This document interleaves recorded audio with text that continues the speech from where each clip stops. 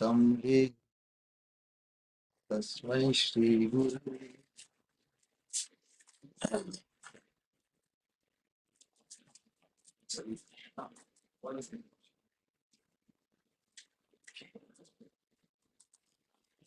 Welcome everyone to this transcendental program of studying Param Dharma, or the highest duty of the humankind, called Bhagavata Dharma.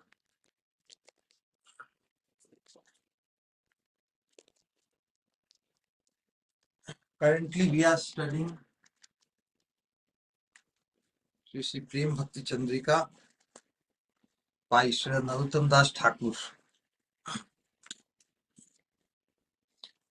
Because, as the very title suggests, Prema Bhakti Chandrika, Chandrika means the moonshine, moonlight, which shades transcendental alok or prakash or light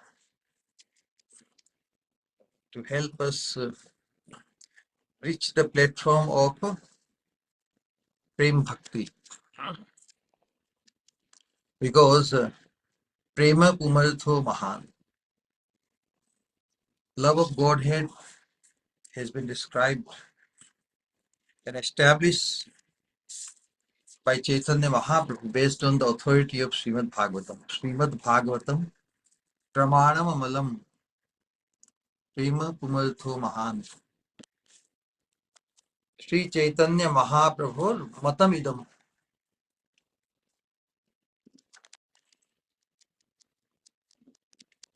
Okay, this is better now.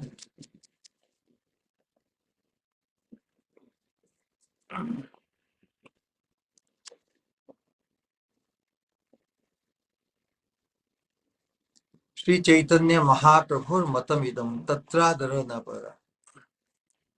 Based on the authority of Srimad Bhagavatam, the love of Godhead is the ultimate endeavor for the achievement in accordance to the potential, in accordance to the human potential. Also in accordance to the Swarupa, or the identity of the living entity as part and parcel of the Supreme. The Supreme being the source, and we are the part and parcel.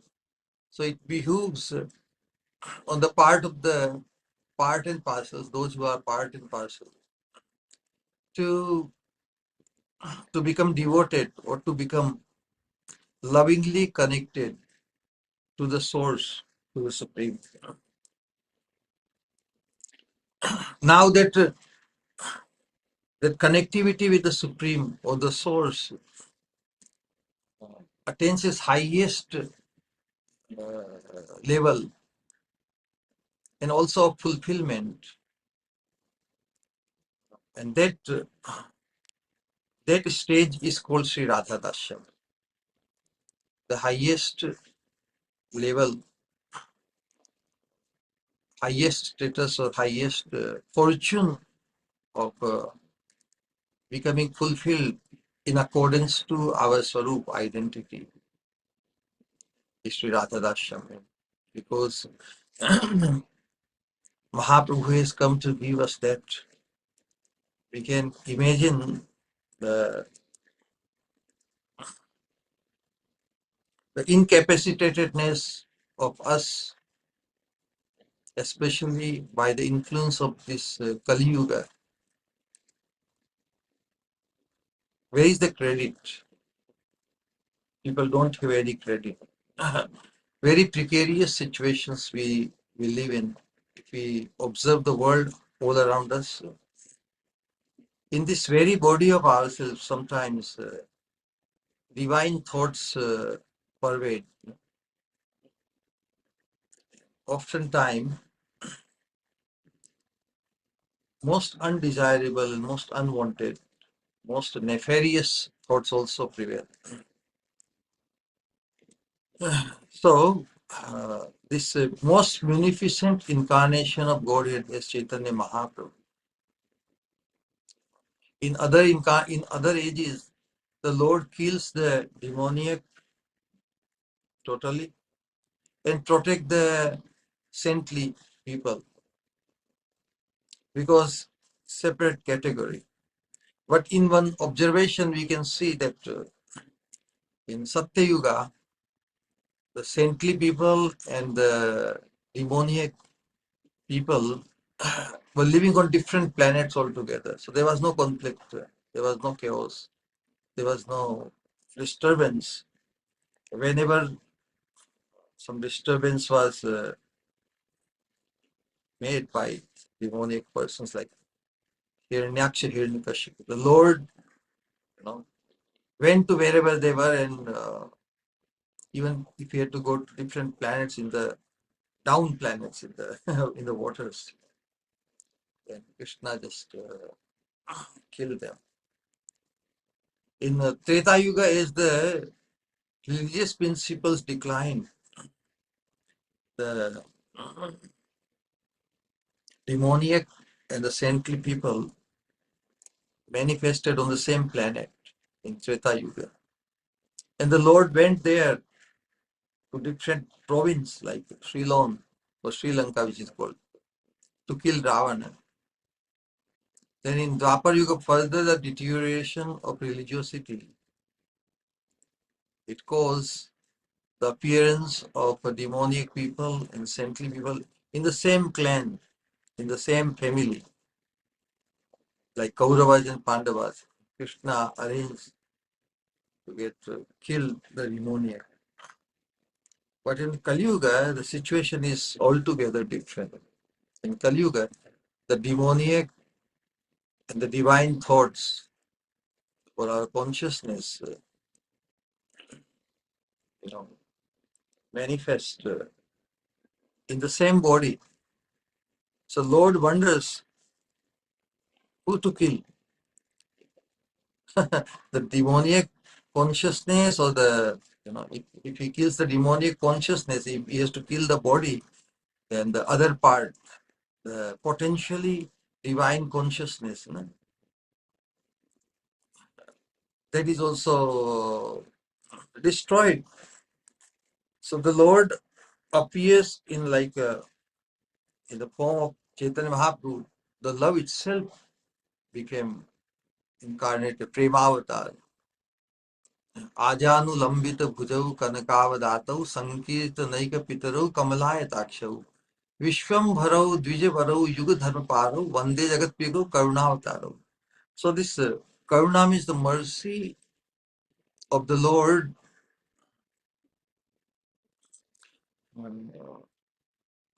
became revealed, or mercy, by his bestowing the unprecedented love of God to the conditioned souls of this Kali Yuga. And because Mahaprabhu has desired to give it to us, because in Kali Yuga only a living entity under the circumstances can surrender by saying hands up, The situations in Kali Yuga are so dire that a person just gives up, And then at that point, he becomes the worthy recipient, or he becomes eligible to receive the priceless mercy of Mahaprabhu. And that's why Mahaprabhu chose this Kali Yuga, present Kali Yuga, and we are the residents of this time, which is called Mahaprabhu Yuga. So great stalwarts, those who so much appreciate the benediction of Mahaprabhu, they call this Kali Yuga Dhanya Kali Yuga. Srimad Bhagavatam also says, Kalim Sabha Jayanti Marya Gunagya Sara Bhagina Yatra Sankirtanaiva Sarva Swarthopi Lapyate. Simply by participation in the Sankirtan movement of Chaitanya Mahaprabhu.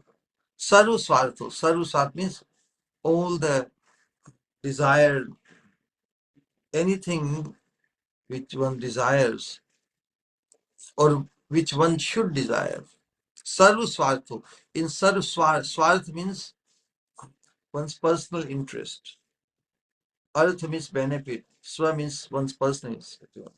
Like one kind of, even if one calls selfishness. Selfish means something for oneself. So, but in that something that one wants for oneself, that if that includes also some the something which which should be desired the most, love of Godhead. So inevitably or invariably, by participation in Sankirtan movement of Chaitanya Mahaprabhu, one will be exposed, one will be uh, or one's desire to go for the ultimate benefit of the soul will also be ignited. So Prem Bhakti Chandrika, which we are studying at present, is doing that very thing. It is such a divine education,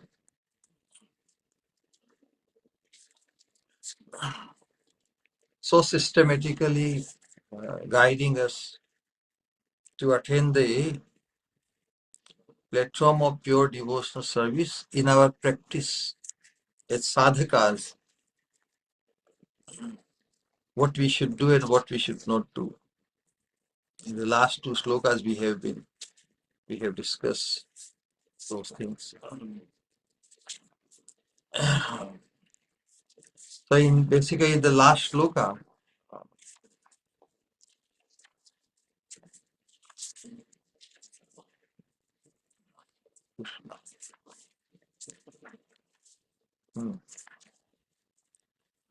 in last slokas, the exclusive devotion to the Supreme, it was very much emphasized. The exclusive worship of Krishna.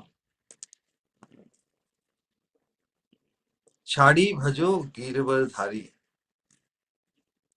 Giving up the association of those who are not aspiring for pure devotional service. There may be other sadhakas and other followers of different disciplines, but they are asatsanga. They are unwanted associations. In order to find our exclusive focus on the worship of Krishna, we have to become free of those. So, just to recap, how important was that message?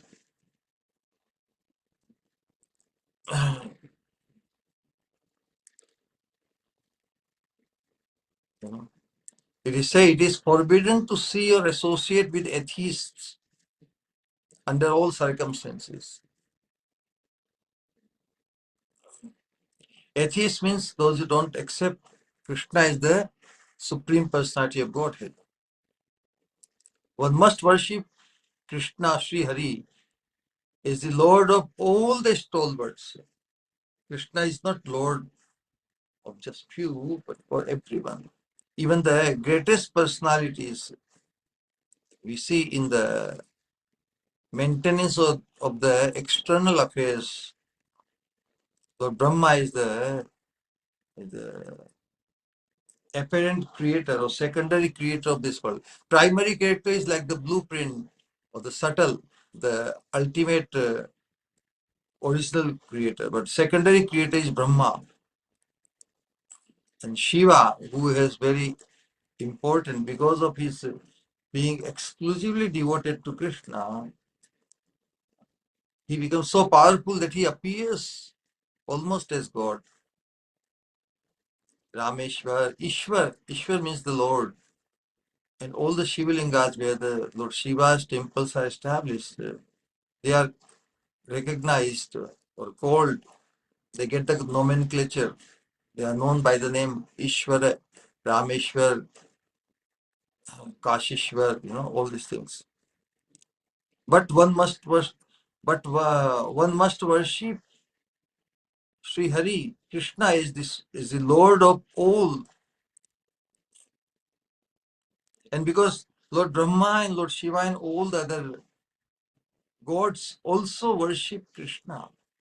When some chaotic or situation becomes out of their control, they approach the Supreme. So the demigods or even the great stalwart gods, by their own example, they demonstrate that they are not the Supreme.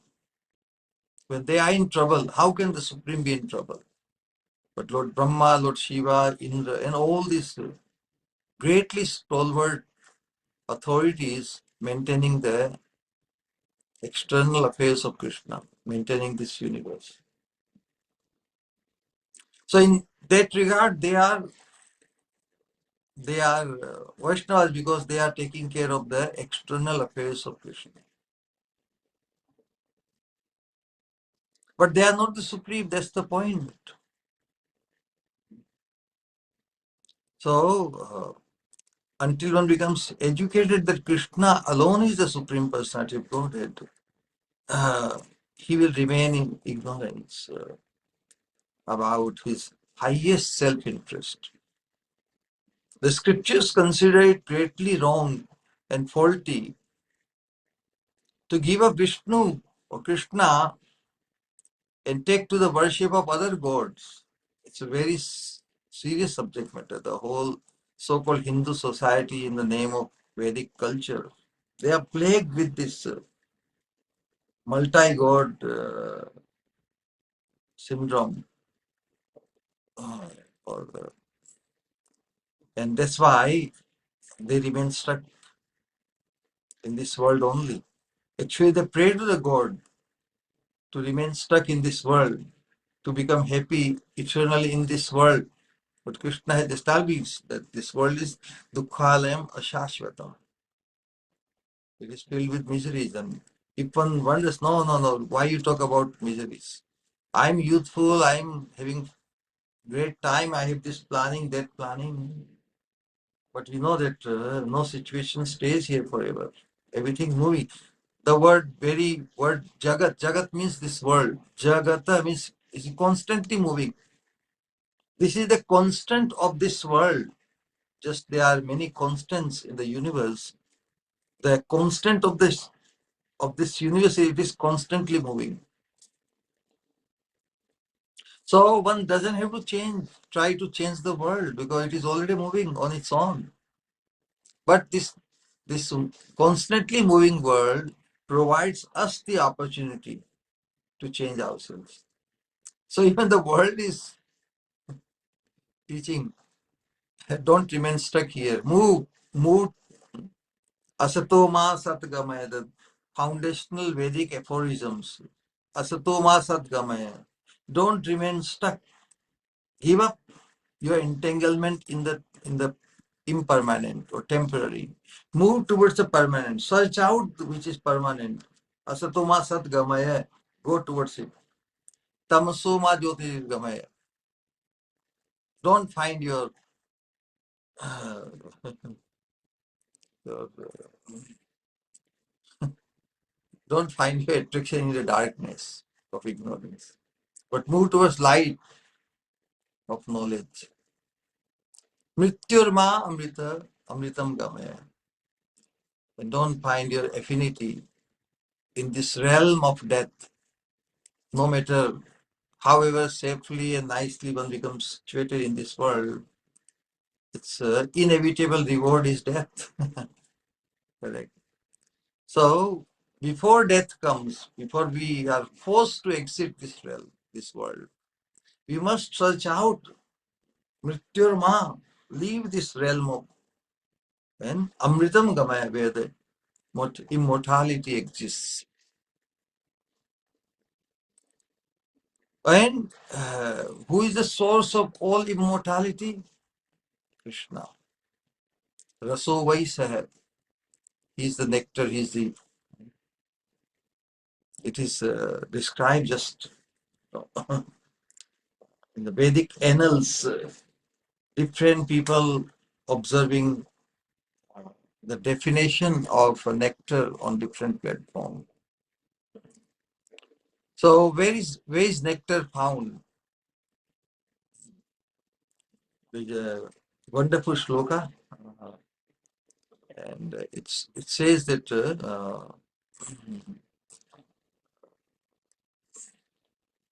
where is nectar? So some I'm just not able to recall the first first word of the letter.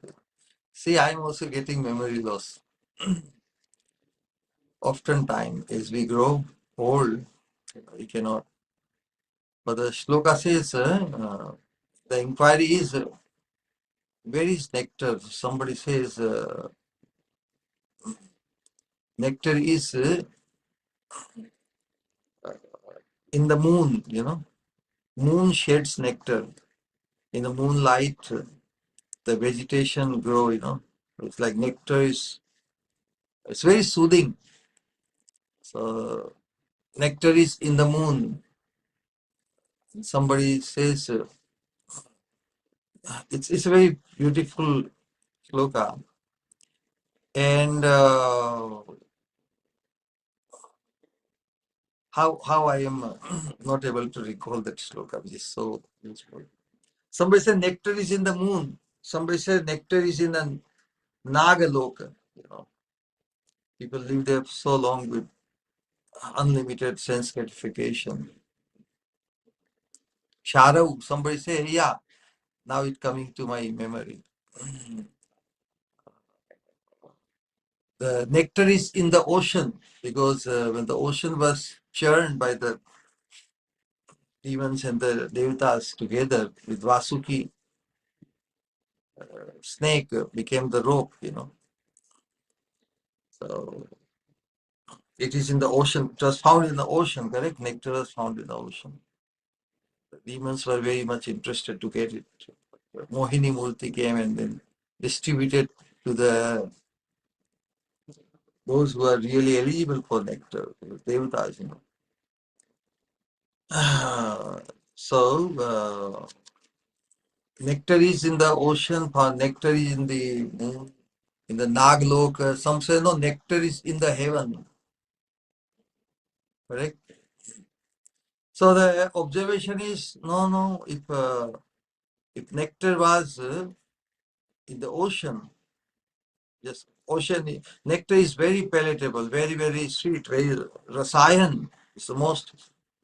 If the ocean is the source of nectar, how can ocean be salty? Correct. So that way, the nectar which comes out of ocean is negated. If the nectar is Amrit is in the moon, then the moon should always be nourished. It should grow. Why it wanes and becomes zero on the full moon day, on the new moon day, correct? So the nectar, which is so-called nectar, imagine from the moon, whatever nectar-like feeling one feels in the moonlight, but that is also not real nectar because nectar must give immortality. That's the point. Oh, nectar is in the loka of the nagas where the snakes reside.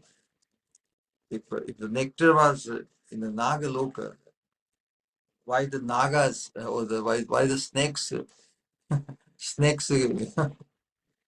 give out poison? Why there is poison in there? Because nectar and poison cannot exist together. So the so-called nectar found in the naga loka is also not real nectar. Some say, well, oh, nectar is in the heavenly planet, correct? Amrita.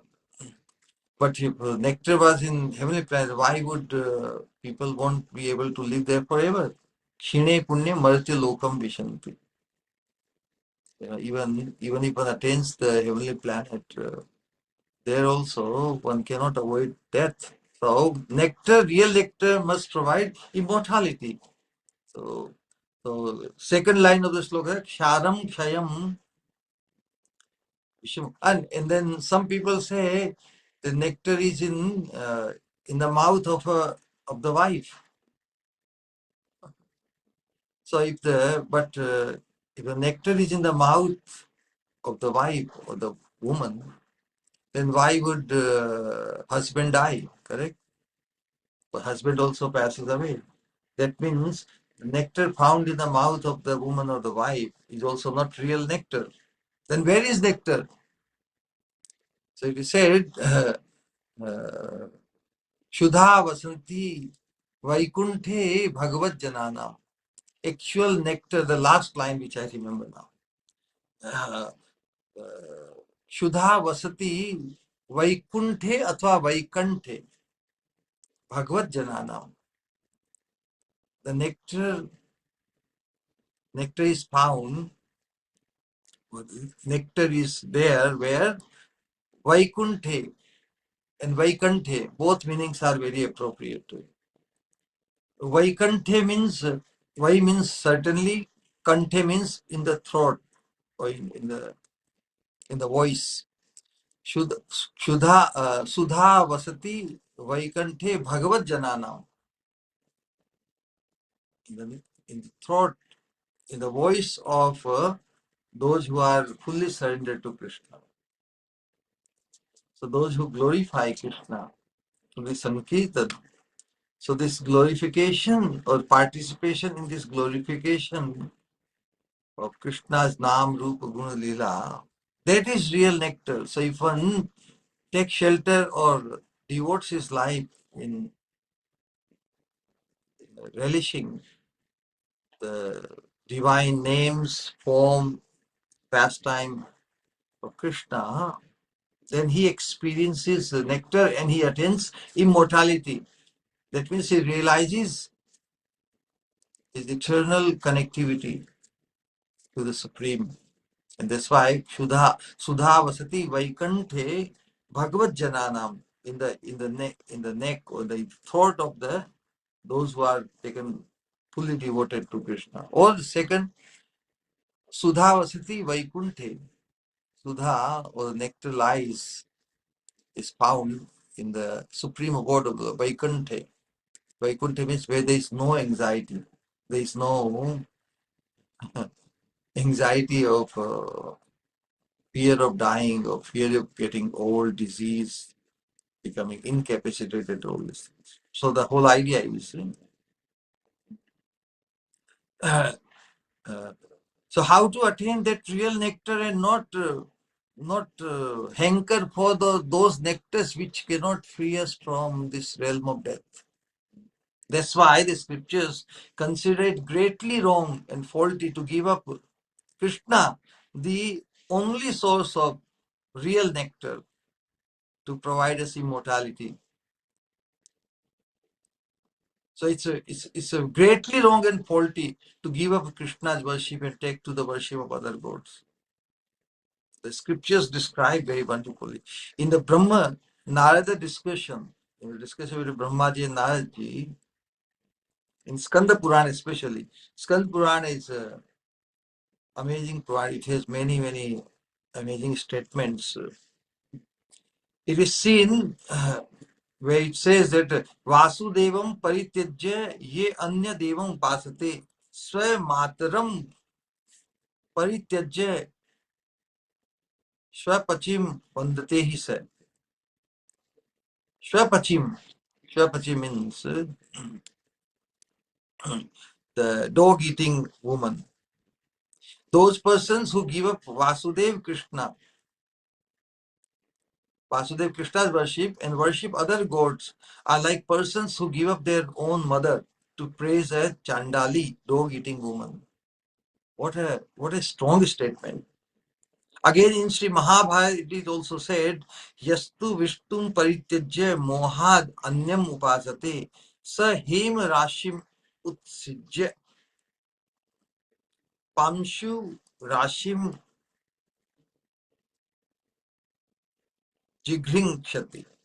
Anyone who leaves Vishnu and is so deluded to worship another god is giving up a heap of gold.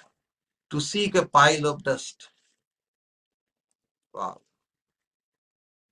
Not only that, the Skanda Purana is also saying that giving up Sri Hari to worship another god is lethal, like giving up nectar to drink poison. Vasudevam parityajya ye anya devam upasate tyaktva tyaktva mritam.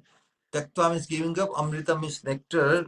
Sa mudhatma bhungte halahalam. Bhungte means eats or drinks. Halahalam means poison.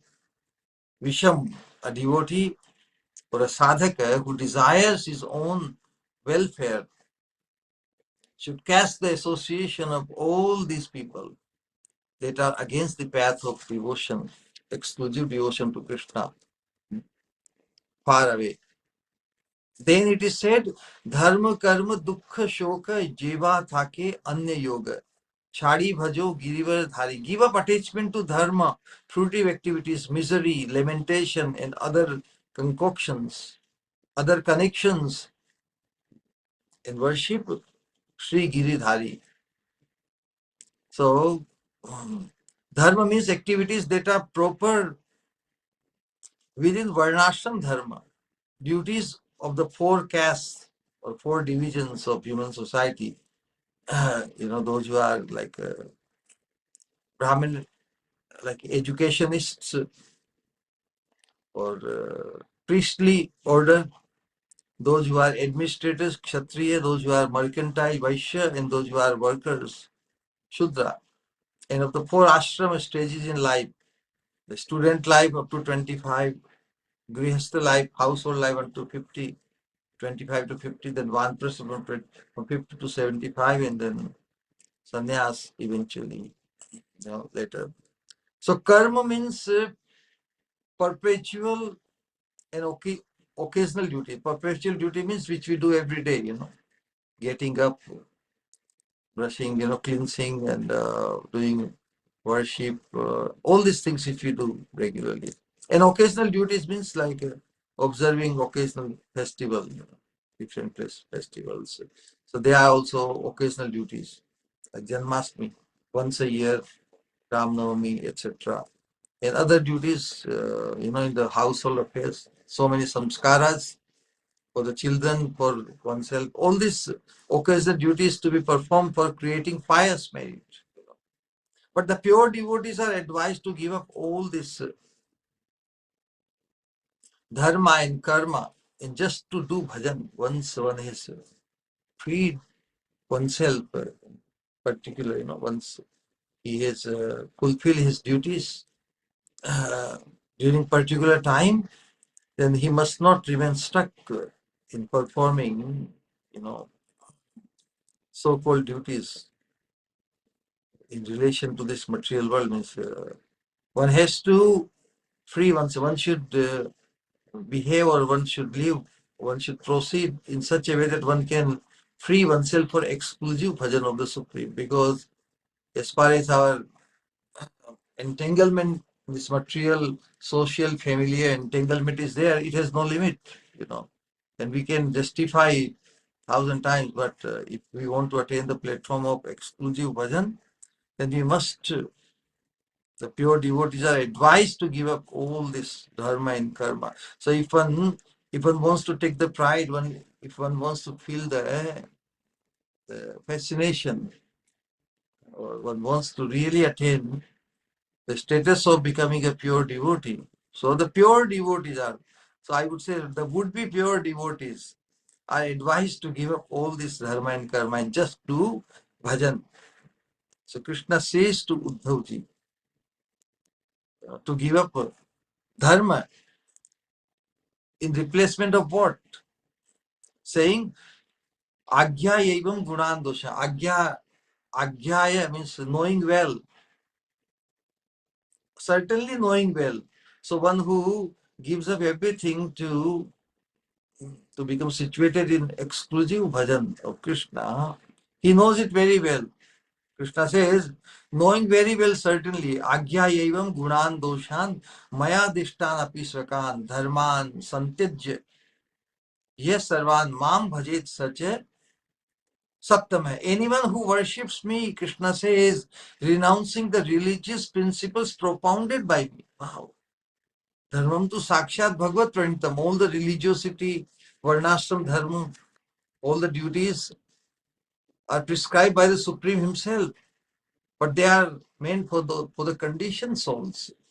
Conditioned souls who are situated in lower adhikara, lower eligibility, because they are not in a position to immediately take to the param dharma or exclusive bhajan of Krishna, because they are by their sanskara, by their association and surrounding atmosphere, they are stuck in the social framework. But following this dharma or the religious duties as prescribed by in the scriptures by the Supreme, they make a civilized atmosphere. And in a civilized atmosphere, there is a possibility of attaining the association of pure devotees, saintly persons. And uh, when they come in association of saintly people, they come to know about their highest duty, param duty, that a human life is given to mold our life in such a way that we are able to free ourselves for the exclusive bhajan of Krishna. So Krishna says, anyone who worships me, renouncing the religious principles propounded by me in the Vedic scriptures, even though knowing the virtue in following them and the fault in not following them, is counted by me amongst the greatest saints. Sattama, he is considered the greatest by Krishna.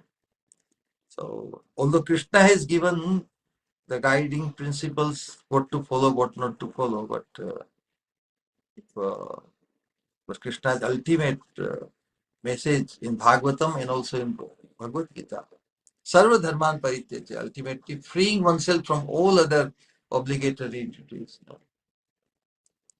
Because and adopt the exclusive duty of bhajan of Krishna. So what Krishna says to Uddhavji is that those who do bhajan after giving up their occupational duties that have been enjoined by me in the Vedas are counted amongst the greatest or the best sadhu. Now the question may be, why would one give up the religious duties or the duties in accordance to one's guna and karma, in accordance to one's quality and work, you know? Well, the only purpose is, do they give up their occupational duties out of ignorance or out of atheism? We don't believe all these things, but people say. No, the answer is, although they know that compliance with occupational duties purifies one's existence, it raises our consciousness from animalistic level to civilized human being. Purifies one's existence, and non-compliance to the duties leads to troubles. They also they are firmly convinced. What is the conviction? This is the conviction of the sadhus, and this is the conviction when a conditioned soul or sadhak takes it. He attains the platform of param dharma, pure devotional service. The conviction is that compliance with the duties prescribed for me by the Vedas disturbs my meditation. I could be divided, my consciousness could be divided into so many thoughts, so many duties. Cannot find my exclusive focus in Krishna, which is the purpose of life. So compliance with the duties prescribed for me by the Vedas disturbs my meditation. But and that everything will be accomplished by being Krishna's devotee. And thus, when everything is accomplished by being Krishna's devotees, and thus they fully give up their occupational duties. Bhagavad Gita says in conclusion, Sarva Dharman Parityajya Mamekam Sharanam Vraja. Give up all occupational duties, Arjuna, and take exclusive shelter of me. So about renunciation of fruitive activities, there is another statement of Krishna to Uddhavji in the 11th canto of Srimad Bhagavad. This is also very, very critical. That's why we are as if repeating, but it is not repetition. It is building up to our stronger and better, deeper understanding of how to mold our life and how to really understand these principles to transcend this platform of religiosity or obligational duties, and to come to the platform of being able to exclusively becoming devoted to our supreme duty.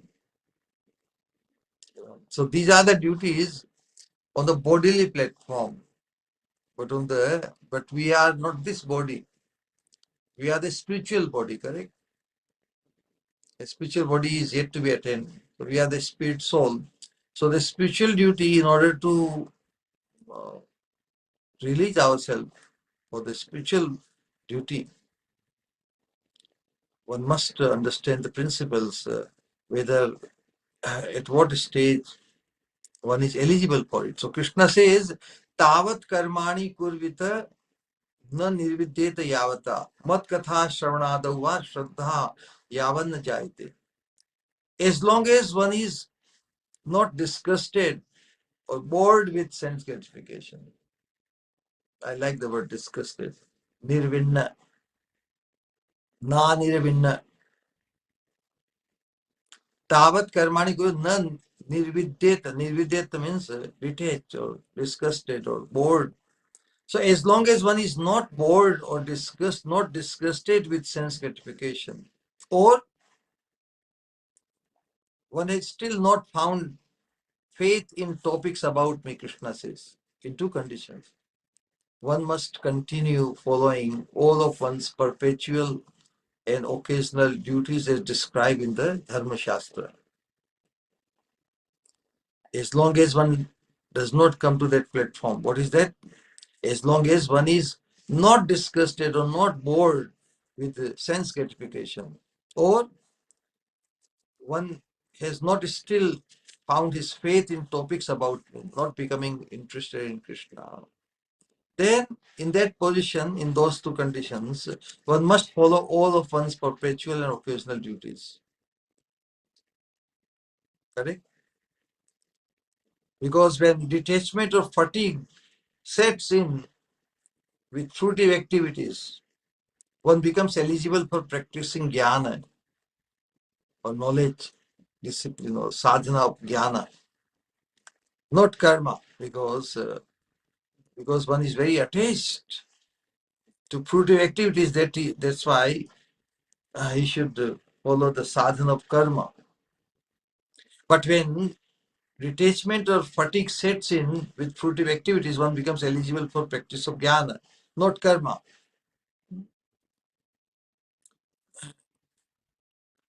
Following my words, Krishna said, Nirvinnanam jnana yoga. My words, as long as faith does not arise by the grace of the saints, yadrichaya mat kathadau jata shraddhasya ye puman na nirvinno nati sakto bhakti yogesu siddhada. What Krishna establishes in Srimad Bhagavatam to Uddhava is very, very, very, very amazing. So, when Krishna describes three, uh, three processes for the three different kind of eligible people. Eligibility for Karma Yoga, eligibility for Jnana Yoga, or eligibility for the Bhakti Yoga. So 3 yogas process. It's not eligibility, but rather it is the fortune. Those who are very desirous of attaining the platform of pure devotional service. But Krishna is describing who is eligible for what. So 3 yogas he describes. Na? Nirvinnanam Jnana Yogo. In Bhagavatam, Krishna says, those who are nirvinnanam, those who are disgusted with the fruitive activities, they are eligible for Jnana Yoga. In which hukam nyasinam iha karmasu. And renunciates. Nyasinam means renunciates. That's why they become renunciates from all this worldly entanglement, worldly duties. Correct? And teshu means in those worldly duties for sense gratification. Why one would find his entanglement or so much attached to? So Krishna said, teshu means in the worldly affairs, anirvinnanam. Anirvinna means they are not detached but very attached. So those who are very attached in fruitive activities, those whose consciousness or those minds are very attached to worldly affairs, karmasu, for them, karma yogas tu kamina. They are eligible for karma yoga. But yadrichaya mat kathadav. So the point which is that my words, as long as faith does not arise by the grace of the saints, that's the most important. The satsang, association of saintly people, is the most critical thing to ever happen in the life of a person conditioned soul. So Krishna, yadrichaya mat kathadav. Yadrichaya means by great fortune. And what is that great fortune? The association of a pure devotee. Yadrichaya mat kathadav, in association of him, the interest will be ignited in my katha, in my glories. Yadrichaya mat kathadav, jata shraddhasya ye puman. So his great faith is aroused in me. Then, and if he is nanirvinno, when one becomes interested in Krishna sufficiently enough, then what happens? Nanirvinno. He's not, and he's one who is not too detached. Because if he becomes too detached, then he will become detached even from Krishna, correct? So the Jnanis, Buddhists and monks and Jainis, they are so detached from many things, so detached that they show their detachment even for Krishna. The highest, the ultimate object of our attachment, Krishna, they become detached. So that's why they become ineligible to attain the platform of a pure devotion. No, nati sakto. On the other hand, those who are very much interested in sense gratification, to attain heavenly pleasures and all these things, they are not satiated with it. They are very much engrossed. They are not interested in Krishna because they know that why to think of Krishna? What Krishna is going to? Why should we do anything for Krishna? We should do for ourselves. So those who are very attached to sense gratification, they also are ineligible for attaining pure devotional service. So Bhakti Yoga Siddhida. So Bhakti Yoga becomes successful. One becomes successful in Bhakti Yoga only when they are not. They are neither too detached from everything, nor they are too attached to everything. So my words, as long as faith does not arise by the grace of the saints, show that before faith arises, one should perform one's occupational duties. Yes, until one becomes very much attracted to Krishna and Krishna consciousness and attaining the fortune of platform of pure devotional service.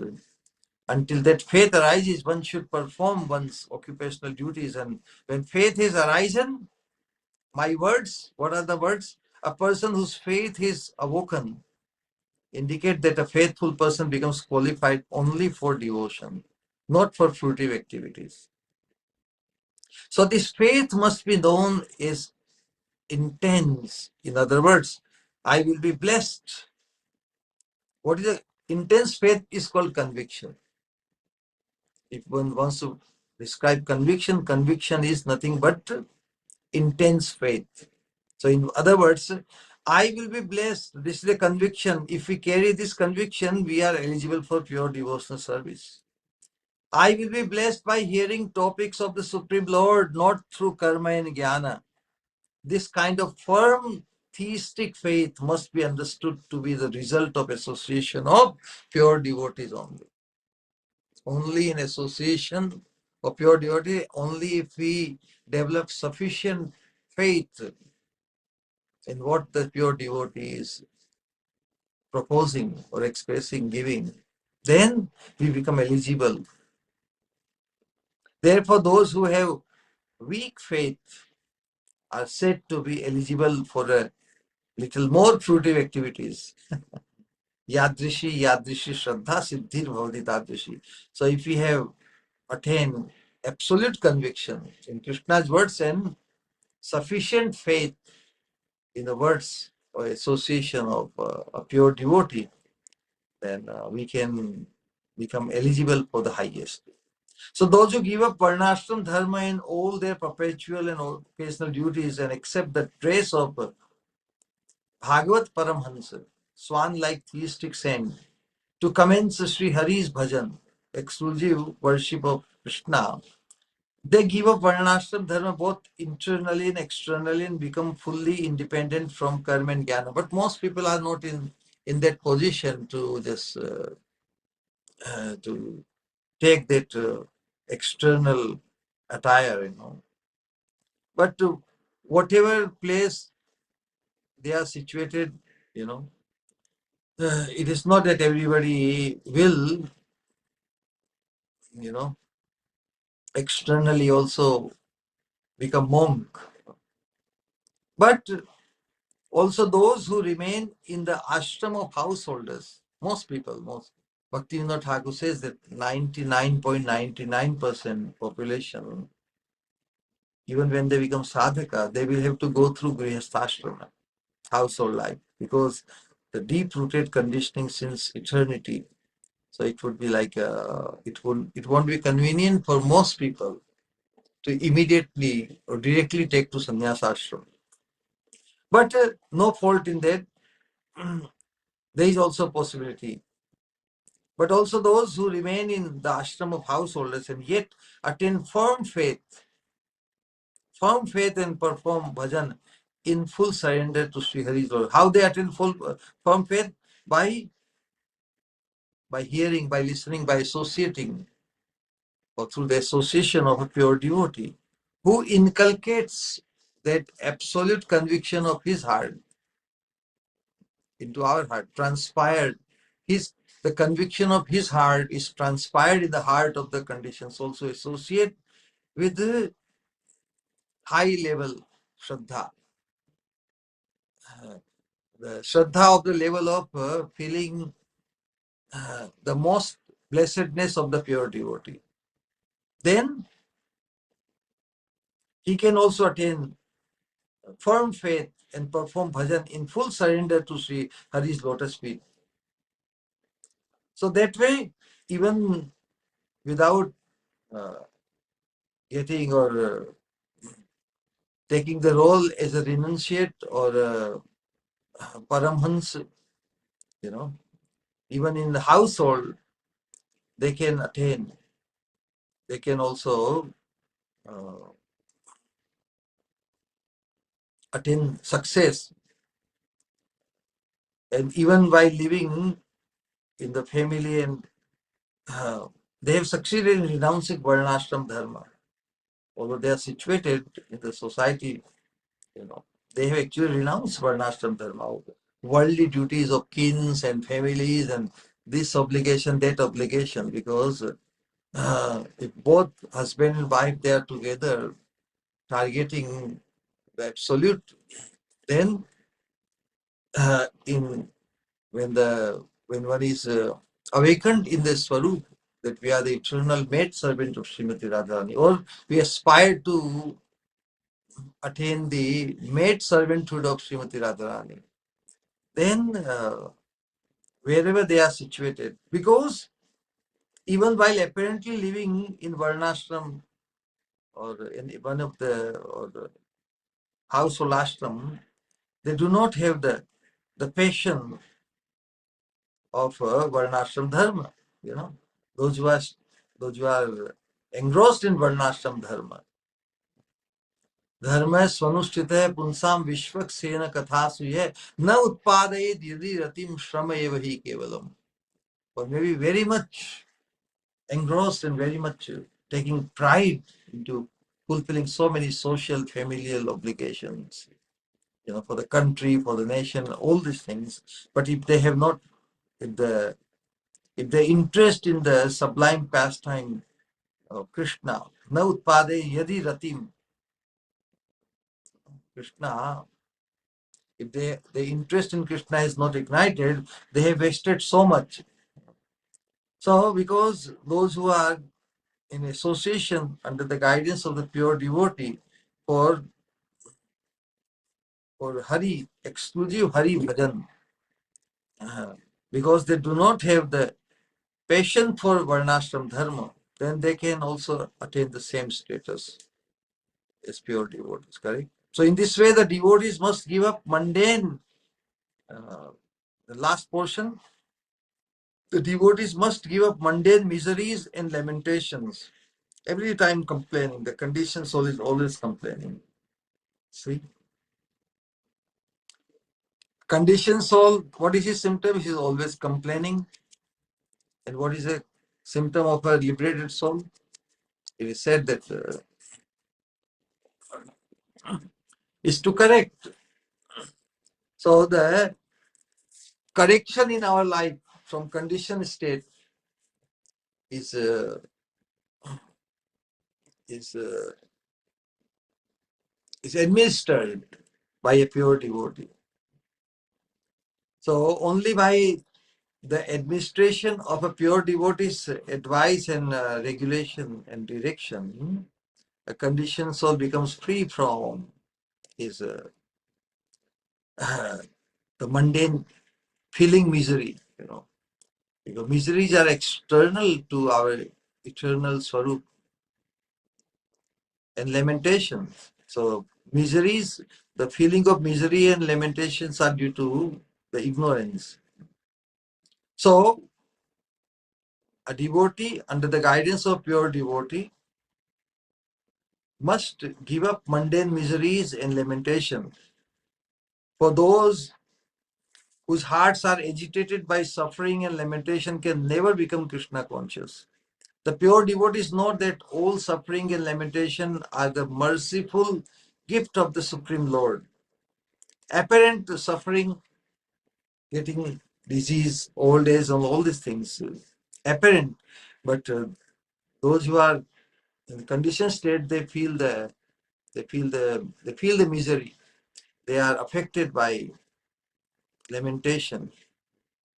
But the pure devotee, their approach, their attitude towards external suffering is different. They think of it as a merciful gift of the Supreme Lord, so that we realize that this material world is not our real shelter. It is inevitable to face miseries. I think so. Uh, if we become very expectant, we take a lot of hope in this material world to be happy, then we may have to end up lamenting. So that's the point.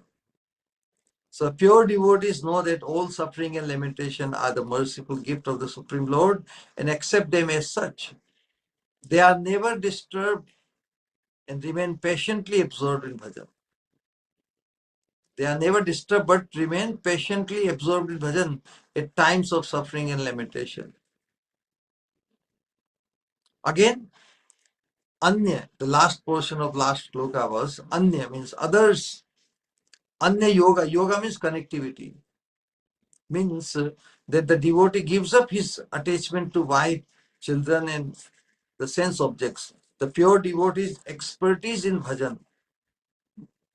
So, how one would be able to give up the attachment to one's wife? Attachment, when one thinks of wife, then that she is the object of my enjoyment. That is the definition. But in Swarupa, in real identity, is a woman one is duly married or associating with. Is it that? That is in the conditioned state. But on the spiritual platform, she is also a choicest maid servant of Srimati Radharani, correct? So that way, the devotee gives up his that attachment on the mundane platform, but one becomes associate on the spiritual with the spiritual vision. Children and the sense objects.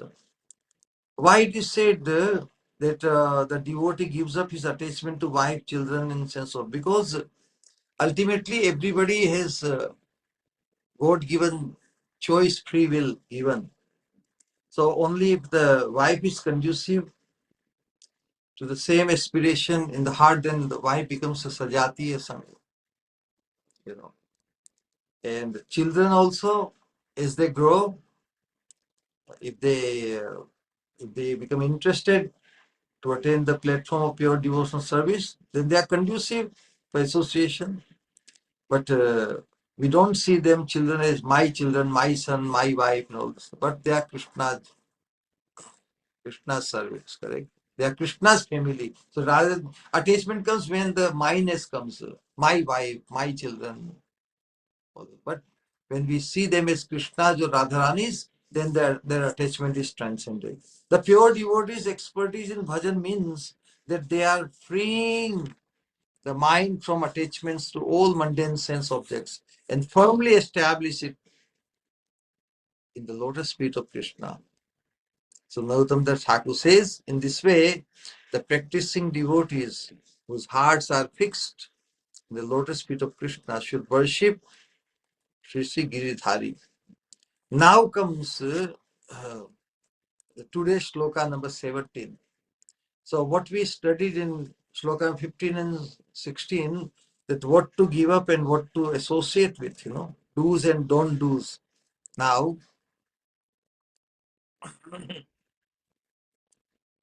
what what else, other things we should avoid?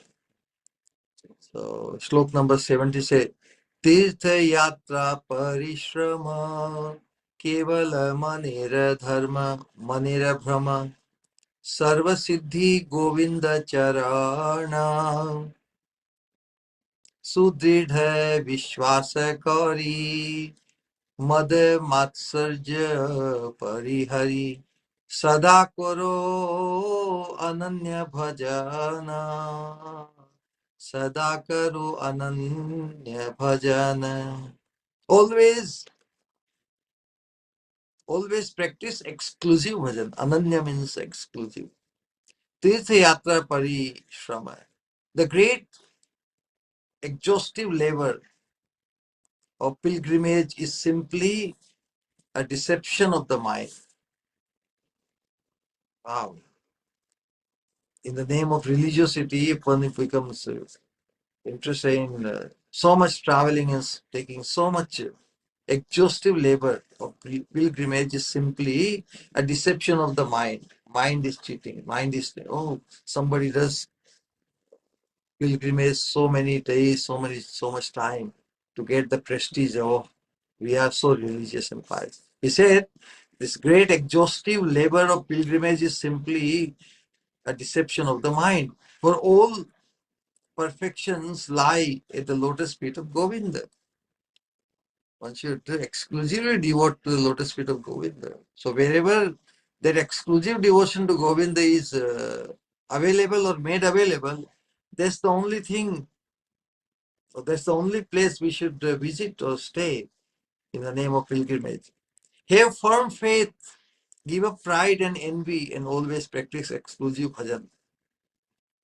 So in this Tripadi, Sri Nautam Das Thakur Mahasaya gives the advice to give up the coming from and going to different holy places. I want to go there, there, so many places. Caused by a restless mind, because mind always constant. Many people, uh, they just want to, they cannot settle for long time in one place. Always planning, we'll go there, next time we'll go there, we'll go there, we'll go there. So the restless minds makes them. So even for sadhaka, if is too much,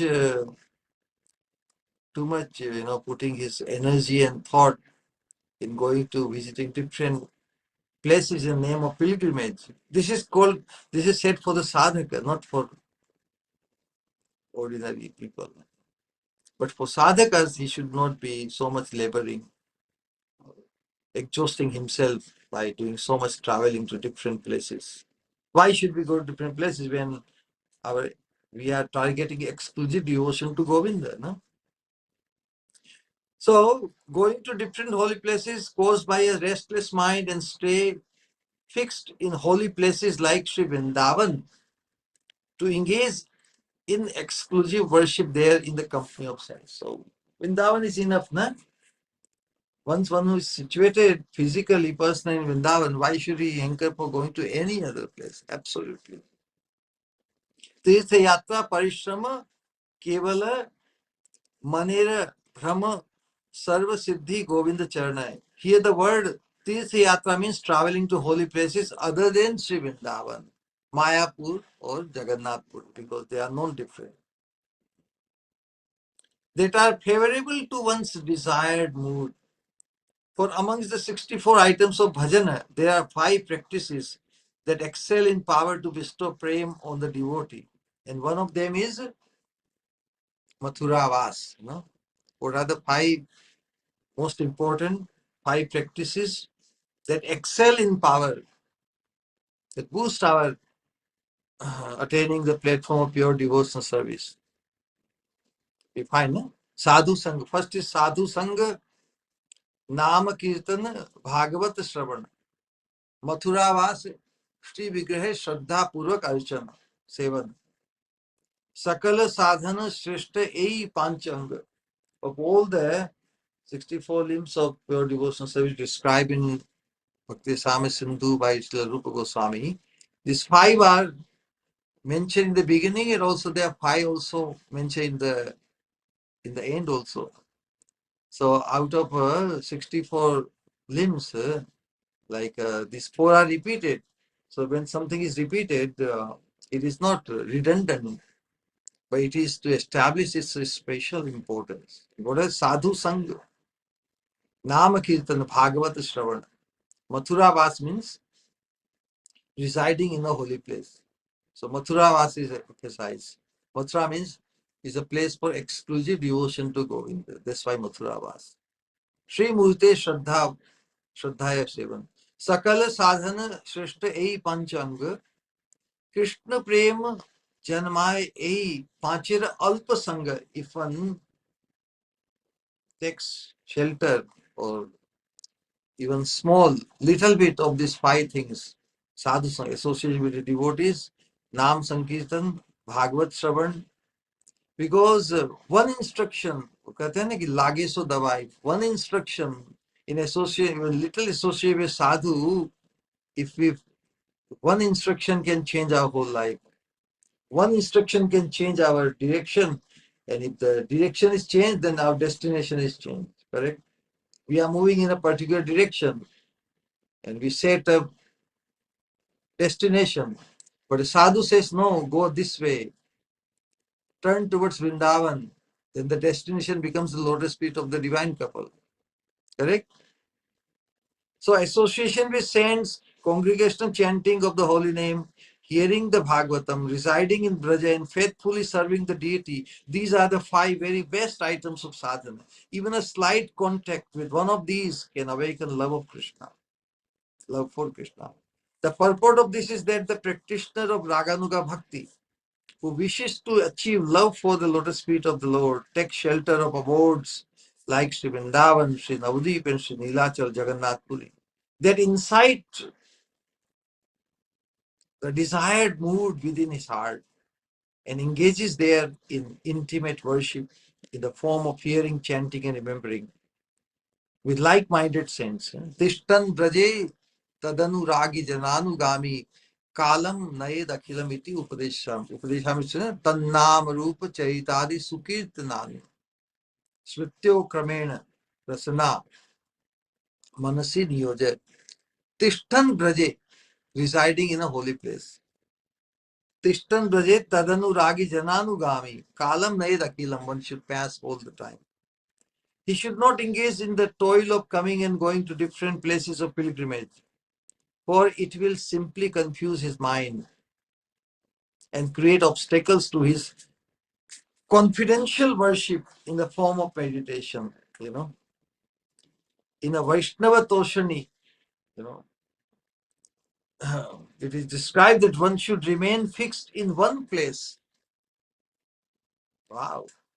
One should remain fixed in one place like Vrindavan and reside there with naturally saintly persons,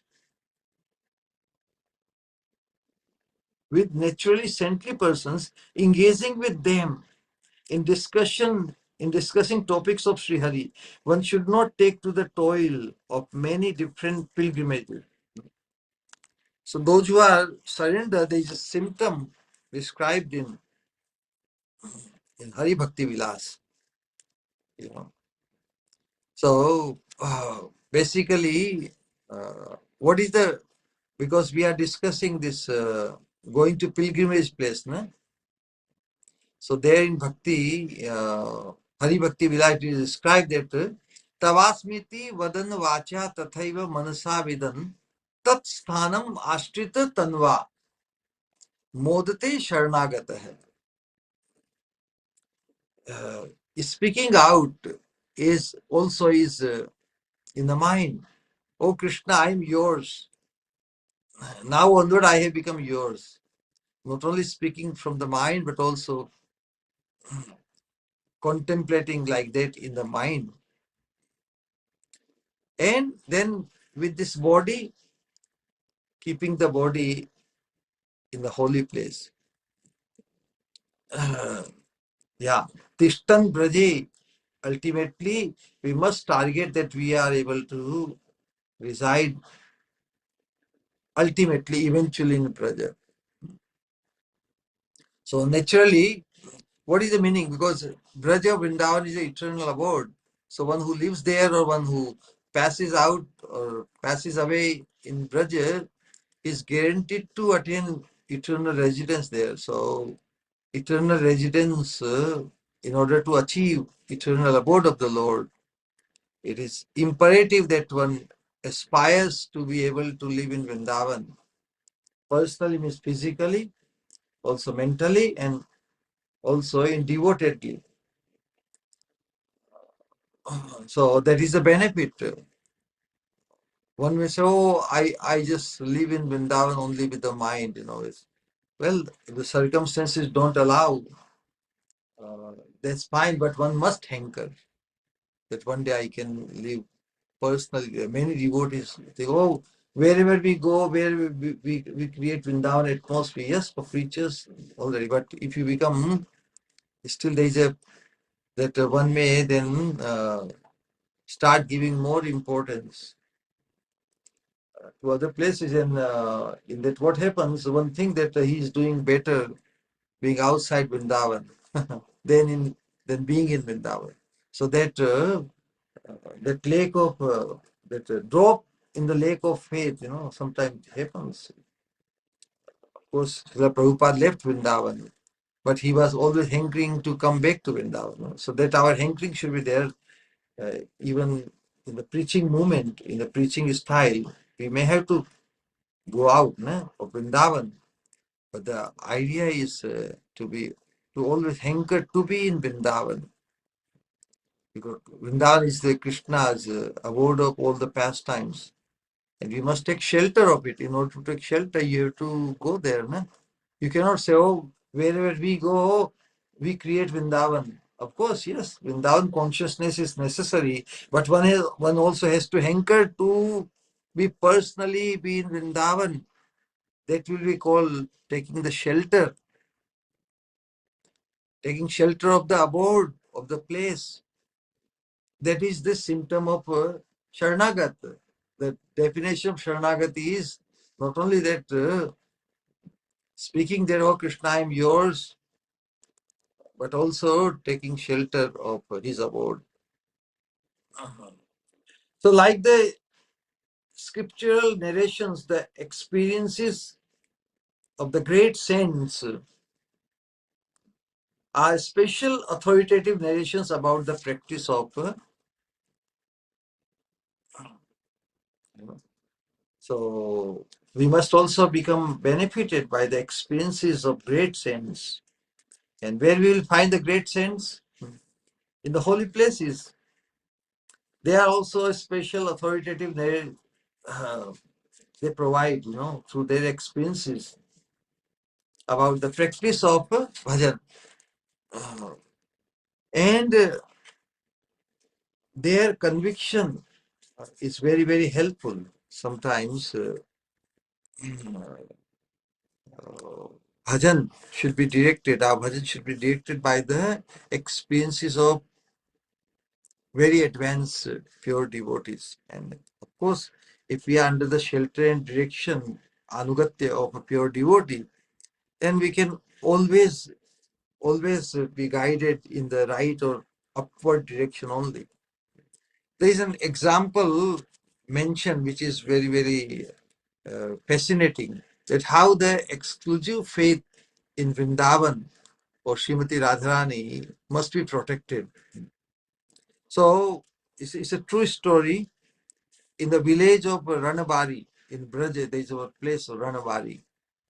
There was a Siddha saint named by Sri Krishnadas Babaji Maharaj, who once desired to see the four dhamas. Although he was very happily situated in Vrindavan, I should do four dhamas. Char dham is south. In south is Ranganath Rameshwar. In the east is Jagannath Puri. West is Dwarka Puri. In the north is Badrinath. Correct. So he desired to leave Vrindavan to this pilgrimage of four places. And he was very devoted to, exclusive devoted to Radharani. So Radharani but did not like this idea. So Radharani, however, appeared to him in a dream and forbade him to go to other holy places like Braj. The Baba thought it was just a dream. And anyway, he set out to the four dhamas anyway. Wow. Undermining, ignoring the dream indication or indication in the dream from Radharani, he went out. Thus he came to Dwarka, where he accepted Tapta Mudra. They inscribe some heated metal, they stick, and it creates the permanent mark, a brand mark. On the night that he returned to Braj Vrindavan, Sri Radharani gave him another audience in a dream, in which she told him that by going to Dwarka and accepting the brand mark, he had become a member of Satyabhama's entourage, and that he should now leave Vrindavan and go to Dwarka. Wow. Then Baba understood that his previous dream was also real, and he became greatly repentant. He begged other Siddha Mahatmas for advice, for atonement. What should I do? What should I do? Now Radharani has ordered somebody get out from Vrindavan and go to Dwarka. Who would try to modify Radharani's order? No one was able to advise him on any atonement after Sri Radharani had issued her personal order. So what happened then? Baba's body was consumed by fire of separation of Radharani. Radharani has asked me to leave Vrindavan. Where else can I live? So leaving Vrindavan means leaving the body. Na? His mind is now so obsessed, so absorbed in Radharani, although Radharani has ordered him to leave. So what has to leave? Only the body. So what the body happened? So Baba's body was consumed by the fire of separation and scorched to ashes like a dry piece of firewood. So the whole idea is Radharani, through her own devotee, Sri Radharani, it is not that the person is not devoted to Radharani, but he violated the order. So that way he committed offense. And when he came to his senses, then he was ready to become fully consumed. So through her own devotee, Srimati Radharani thus taught the Raganuga practitioners like us that it is unfavorable to leave Vrindavan, the abode which is favorable to the desired feelings of the practitioners of Brajarasa. It is unfavorable to leave Braj Vrindavan Dham, the abode which is most favorable to the desired feelings of the practitioners of Braja Bhakti, Braja Rasa, to go to another place of worship. One should not go. So Narottam Das Thakur then says, Tirtha Yatra Parishrama, Kevala Manira Brahma. This is nothing else but delusion.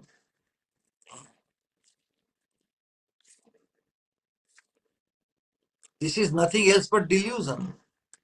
If the aspirant devotees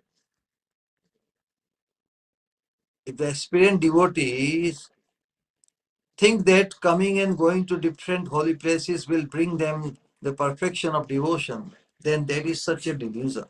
For if they come and go to different holy places, they will not be able to steadily practice confidential item of worship, such as hearing, chanting, and remembering. Because when people go on pilgrimage, so much managing, so much anxiety, different places, different circumstances, so much distractions, correct? That's true. So one is not able to steadily practice confidential items of worship such as hearing, chanting, remembering Krishna, that will help them attain prema. So to come to the platform of prema, one needs a very steady practice, undisturbed, absorption, become internalized. To find the absorption, one needs freedom from distractions. So it is inevitable that the mind will get very restless from this wandering to and from different people who have different inclinations, correct? Vijatiya Sangha. One should settle where the Sajatiya Sangha is available. Therefore, the practitioners will be blessed with the attainment of Prema Siddhi when he gives up these restless wanderings and remains fixed in a love abode like Sri Vrindavan and steadily worships Sri Govinda's, Krishna's lotus feet there with body, words, and mind. Hence, it is said, Sarva Siddhi Govinda Charana. All perfections lie at Govinda's lotus feet. If persons who desire different pious results from their activities think that their desires will be fulfilled by going and coming to different holy places, then to them also it is said that this is just a delusion of the mind. For all pilgrimages reach perfection at Govind's lotus feet.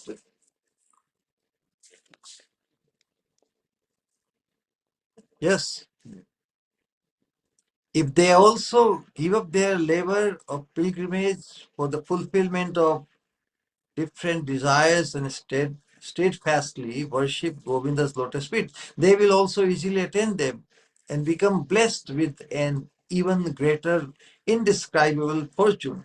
In other words, Sri Krishna will bless them with the attainment of Prema Bhakti through his own attribute of compassion. And the Prem Bhakti by other means cannot be achieved. In the last sloka of Bhagavad Gita, Krishna says, Vedeshu Yagyeshu Tathas Vedeshu Yagyeshu Tapasu Chaiva Daneshu Yat Punya Phalam Pradishtam Atyeti Tat Sarvam Idam Viditva Yogi Param Sthanam Upeti Chatyam. So, whatever fruit or results which one accrues by following different disciplines, different path, yoga, Vedeshu, Yagyeshu, different different processes and means described in the Vedas. Vedeshu, Yagyeshu, performing different sacrifices. Tapasya, performing different austerities. Daneshu, following the Karmakanda section, Dana, Punya, giving charity and all these things. Whatever, not only one attains all these things, but also attains the absolute Daneshu, Atyeti Tat Sarvam. Atyeti Tat Sarvam means transcending all those or surpassing all those benefits by following other methods. By exclusive devotion to Krishna, one attains not only those but also Yogi Param Sthanam, attains the supreme abode. In other words, exclusive worship of Krishna will bless them with the attainment of Prem Bhakti. That is the promise and that is the compassionate nature of Krishna. That's why Krishna is very much, Krishna desires all of us, from all of us, to be exclusively devoted to him. Sakam Bhakti is never condemned in the scriptures, but Anananya Bhakti, so multiple worship is condemned by Krishna. Bhagavatam also says, Akama sarva kamuva moksha kama udaradhi tivrena bhakti yoga. Tivrena bhakti yoga means exclusive Ananya Bhakti of Krishna. That is the minimum standard. And then when one becomes exclusively devoted to Krishna, then what happens? Krishna, out of his compassion, he bestows Prem Bhakti, which one may not be aspiring in the beginning. But if one takes a vow to become exclusively devoted to Krishna, then Krishna, out of his compassion, he will anyway bestow or make him eligible for pure Prem Bhakti. Anya Kami Kare Jadi Krishnera Bhajan, although desiring many other things, sense gratification or liberation, whatever, for whatever purpose, having many desires of a person exclusively worships Krishna, then what happens? Anya Kami Kare Jadi Krishnera Bhajan Na Magile Krishna Tare Dena Swacharan. Krishna कहे आमी भजे मागे विषय सुख अमृत छाड़ी विष मागे यही बड़ो मूर्ख आमी विज्ञ এই मूर्खे विष के न দিব स्वचरणामृत दिया विषय भुलाइब काम लागी कृष्ण भजे पाए कृष्ण रस काम छाड़ी दास होइते होए अभिलाषे. So this is the compassion of Krishna upon those who take exclusive shelter of him under any situation. So it says, if persons with ulterior desires worship Krishna, but exclusively, Krishna will give them his lotus feet, even unasked for. Na magilai. How that happens? If worship Krishna, he wants something from Krishna, correct? So Krishna is all capable to give him everything. So if something which is favorable for his devotional progress, then Krishna immediately gives that thing. But if something is detrimental, something he desires, then Krishna removes the very desire from his heart for that detrimental thing, and just uh, gives his lotus feet instead. So two ways Krishna fulfills the desire of a aspirant sadhaka. Either he fulfills the desire if it is favorable for his devotional progress, or he removes the very desire from his heart. So both way his desire gets fulfilled, correct? You understand? If some desire is there, intense desire, if it is fulfilled, then desire is fulfilled. Now no more desire after the desire is fulfilled. And if the desire is detrimental, then Krishna removes the very desire in the heart, from the heart. So that way also desire is fulfilled, correct? So Krishna says, anyone who worships me and simultaneously desires sense gratification, worships me and simultaneously desire. Krishna is the source of all nectar.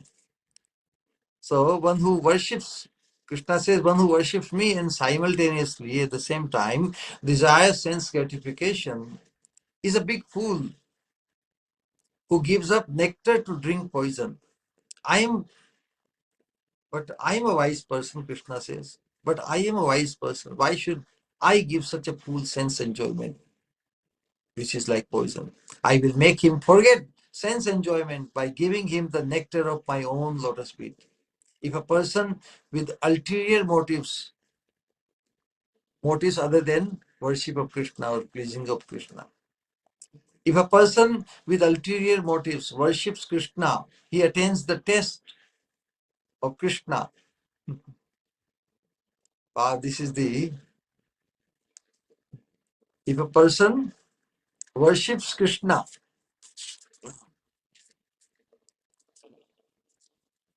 if a person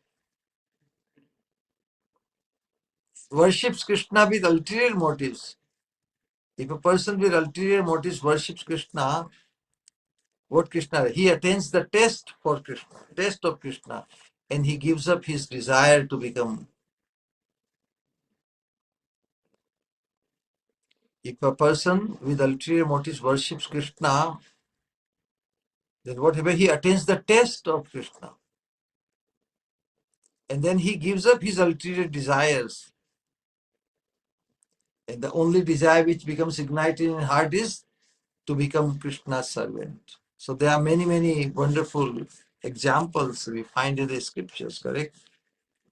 Like we use the principle that one who becomes exclusively devoted to Krishna, he attains the supreme abode of the Lord, which is not available.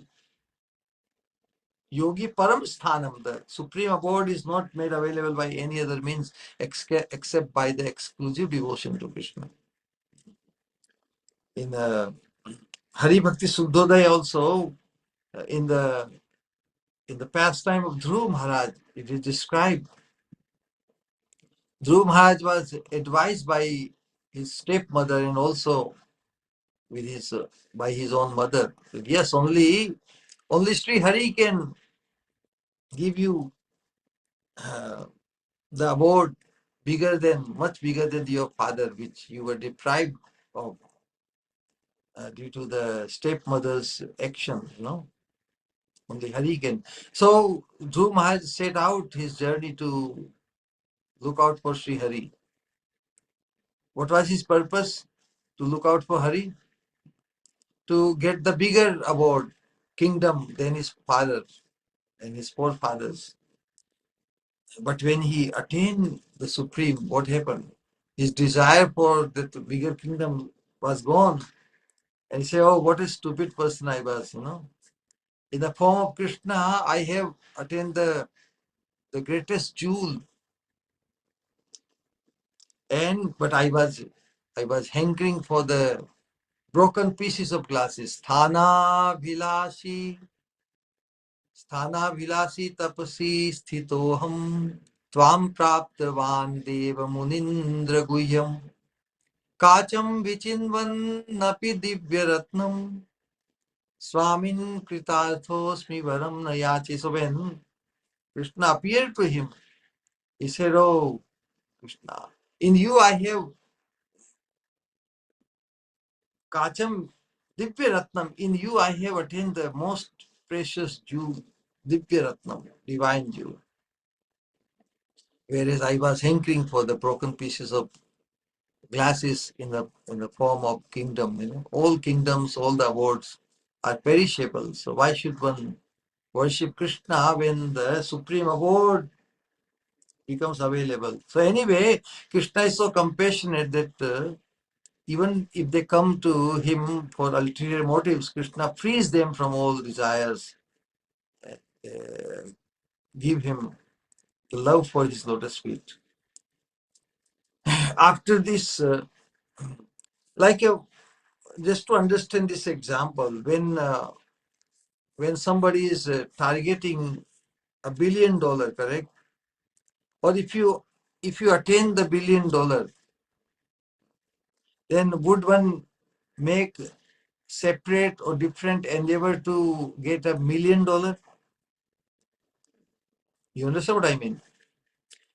If the process which gives you makes you eligible to attain $1 billion, would you still put your some energy to attain $1 million? So it is like the exclusive worship of Krishna is like that, targeting the billion, and it gives you the billion. Then your endeavor for other things are already taken care of. So when we are targeting to attain the maid servanthood of Srimati Radharani, then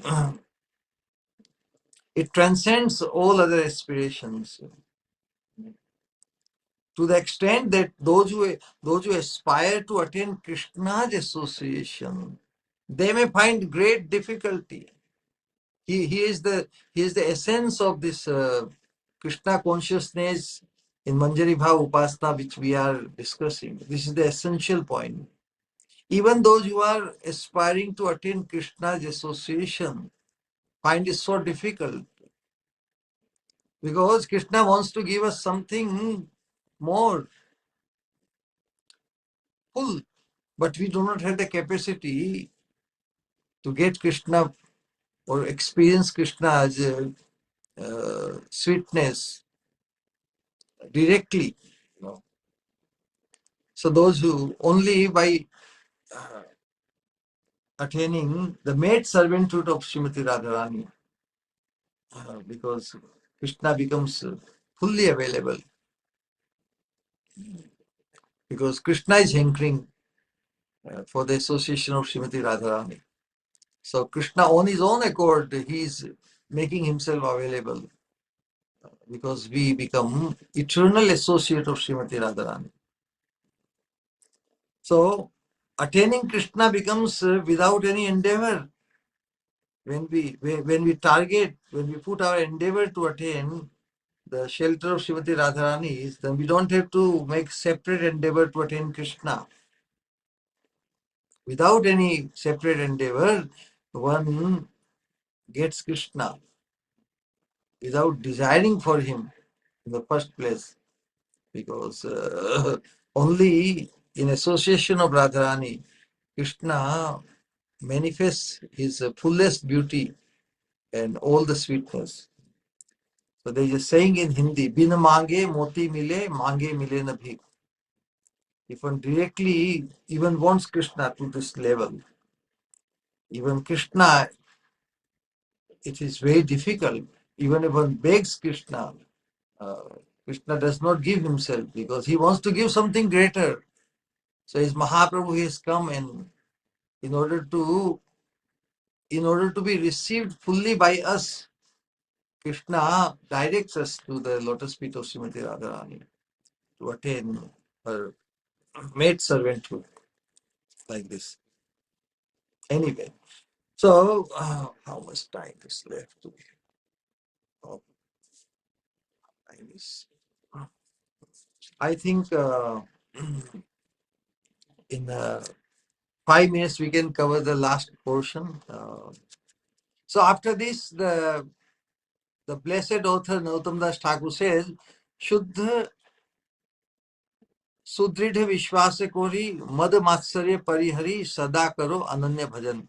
Keeping firm faith and giving up pride and envy, always do exclusive bhajan.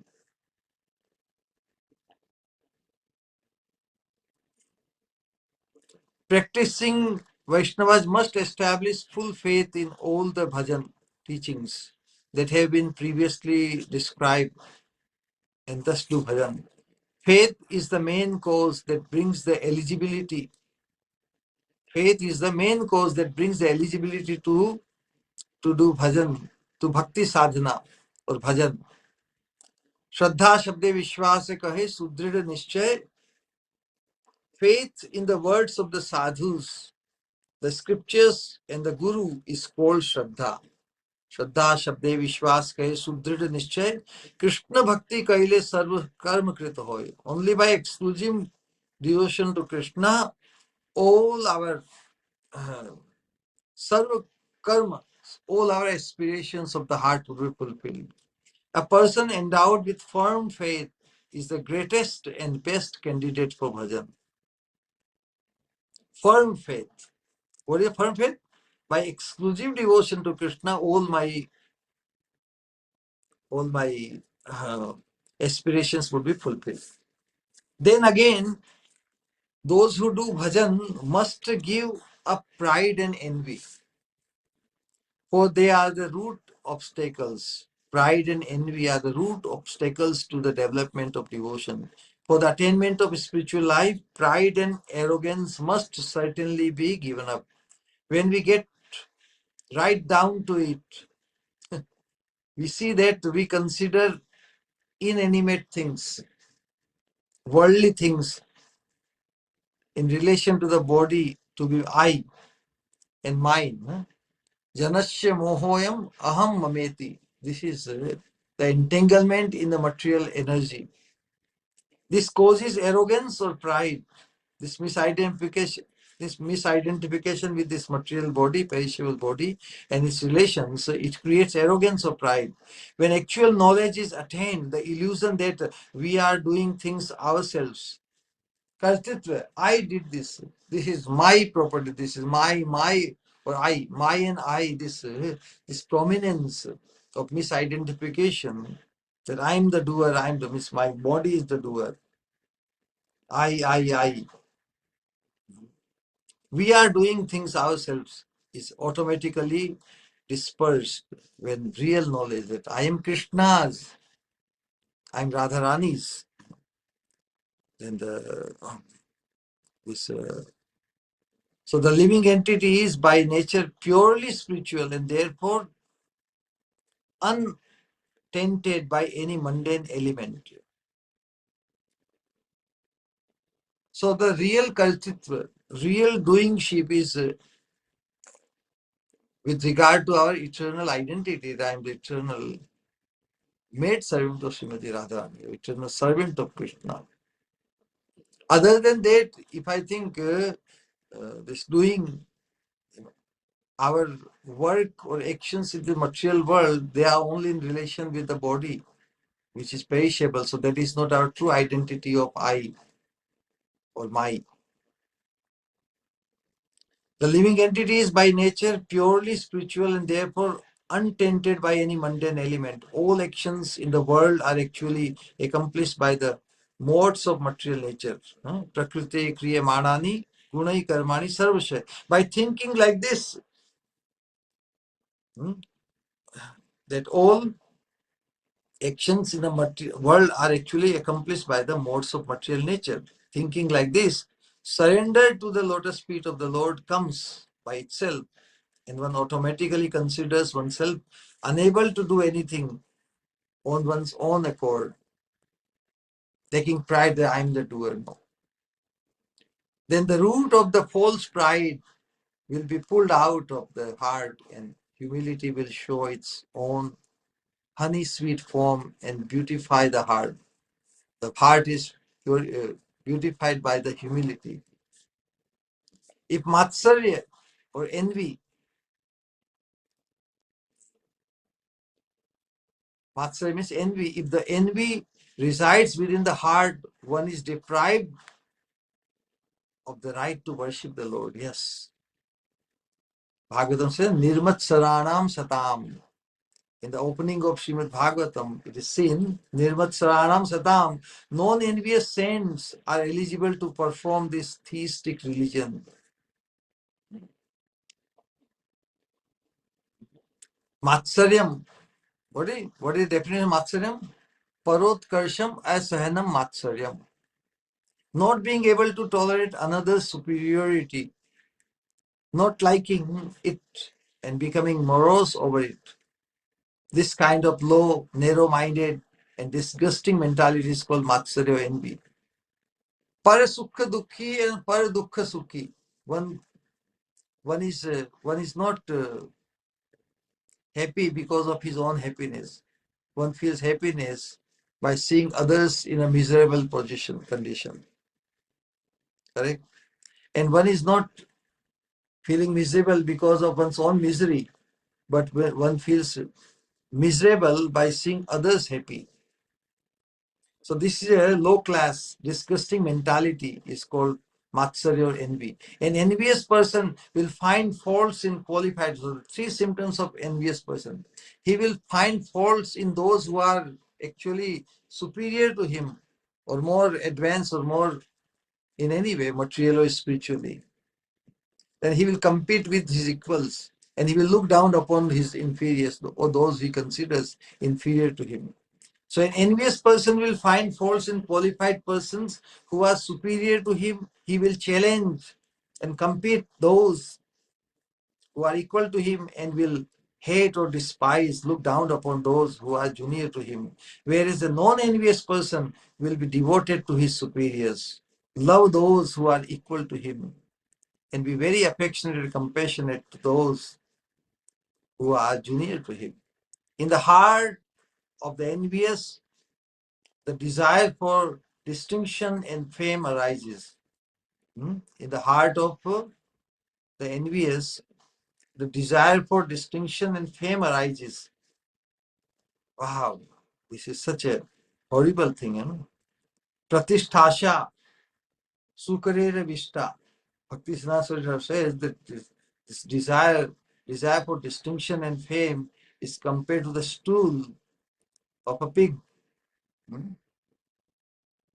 And elsewhere in the scripture describes from the sperm of the dog eater Chandal, whose name Matsarya. Matsarya means envy. Envy is the what? Dog eater. Dog eater is called Chandal. So Chandal is the Matsarya. So Matsarya envy is compared to a Chandal or dog eater. And from the sperm of this dog eater named Matsarya or the envy, the twins named fault finding and hostility are born in the womb of his wife named desire for distinction. Wow. This envy is called the dog eater, and the desire for distinction is the wife of the dog eater. And from the sperm of that dog eater envy comes the twins, fault finding and hostility. Their dancing will destroy and crush all good qualities in the heart. Therefore, the practitioner must always ward off pride and envy. Amazing. So, which are the twins born of envy and desire for distinction and prestige? Fault finding and hostility. Thereafter, Nautamdas Thakur says, Sada karo ananya bhajana. Always practice exclusive worship. Exclusive worship, devotion means unadulterated devotion. All other desires than serving Sri Krishna is an adulteration of pure devotion. Therefore, Ananya Bhajan means giving up all past and present desires. Wow. Ananya Bhajan, very wonderfully described. the wholesome definition of Ananya Bhajan. Therefore, Ananya Bhajan means giving up all past and present desires and worship Sri Krishna exclusively for his pleasure. Those who do not worship, so Ananya Bhajan has two aspects. One is those who do not worship any other Godhead, but me, Krishna says, who do not perform fruitive activities or engage in non-dualistic speculations, and who do not desire other things like kingdoms, but my devotional service are performing my exclusive bhajan, and they are the real sadhus. So real sadhus not only exclusive worshipping Krishna alone, but also not desiring for any other thing. Desiring only Krishna's joy and pleasure. First of all, not only worshipping only Krishna, but also desiring only Krishna's pleasure. That is exclusive bhajan. After this later, Narottam Das Thakur says, Rishike Govinda Seva, Na Pujivo Devi Deva. In the 19th sloka, I think this sloka will come. Rishike Govinda Seva Na Pujivo Devi Deva Ei Mata Ananya Bhakti Katha. I will serve Govinda with the senses, not worship other gods and goddesses. This is exclusive devotion. So thank you for your patient listening. I will stop here. If anybody has any question, comments, or any addition they want to make, please come forward. Hare Krishna.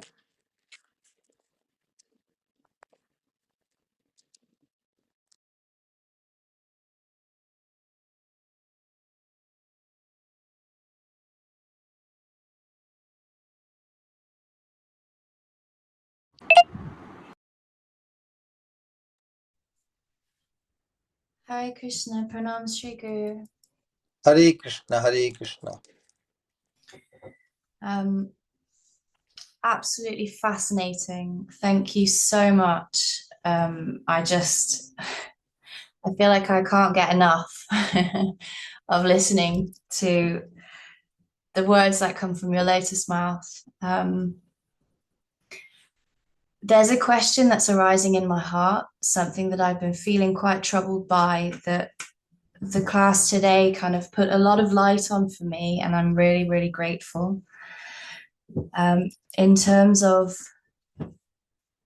taking an active part in discussions, I notice that when I speak something, when I maybe speak my thoughts about a point or a question somebody has asked, there's often initially anxiety and resistance. And so then when I overcome that and I speak, in retrospect, I feel so ashamed about what I've said, because I can never remember where I've read things from scripturally to substantiate anything that I've said. And I feel concerned that what I say is nonsense. And so I feel really embarrassed and I want to retract it. And then on reflection further, I realized that if I had always kept silent, then I wouldn't have been able to notice the ugliness and the nonsense. So I can see its utility in the process of being able to grow and develop. So I guess I'm just wondering, there's a feeling in me of I should just listen. I don't have anything to say. There might be thoughts that come, but how important is it that we take an active part in these sorts of discussions when we don't really have anything to give?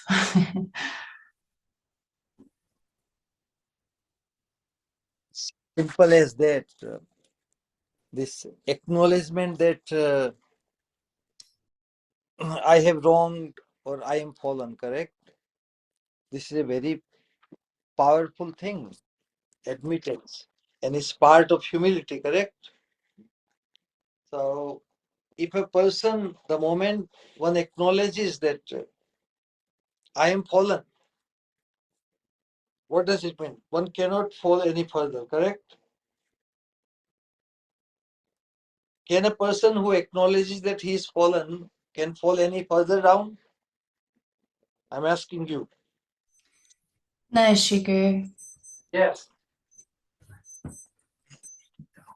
So that's the point. No matter what has happened in the past, and most, if we just imagine the innumerable lifetimes, how many traumas we must have undergone. Do we have any idea? If a person remembers his even one of the previous life, he will become so unsettled.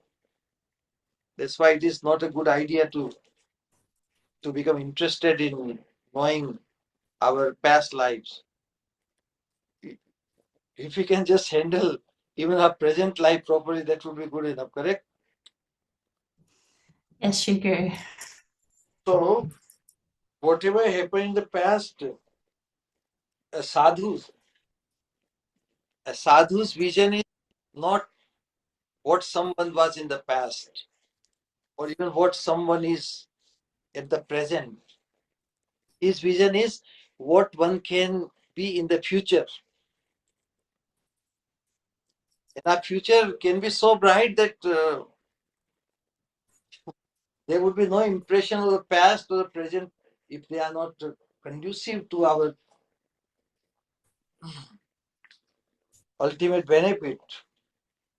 You know, everything will be wiped out. So, in the present, we target, we just move forward, put our energy wholeheartedly in the absolute direction and guidance, under the guidance of the pure devotees. So, so that's the point. Because if we analyze our life and innumerable lifetimes since eternity, we would be lost. We must value this present life opportunity, that we have got the opportunity to have found ourselves. We have been lost since eternity, correct? So how much should we value what we have? We have been lost since eternity.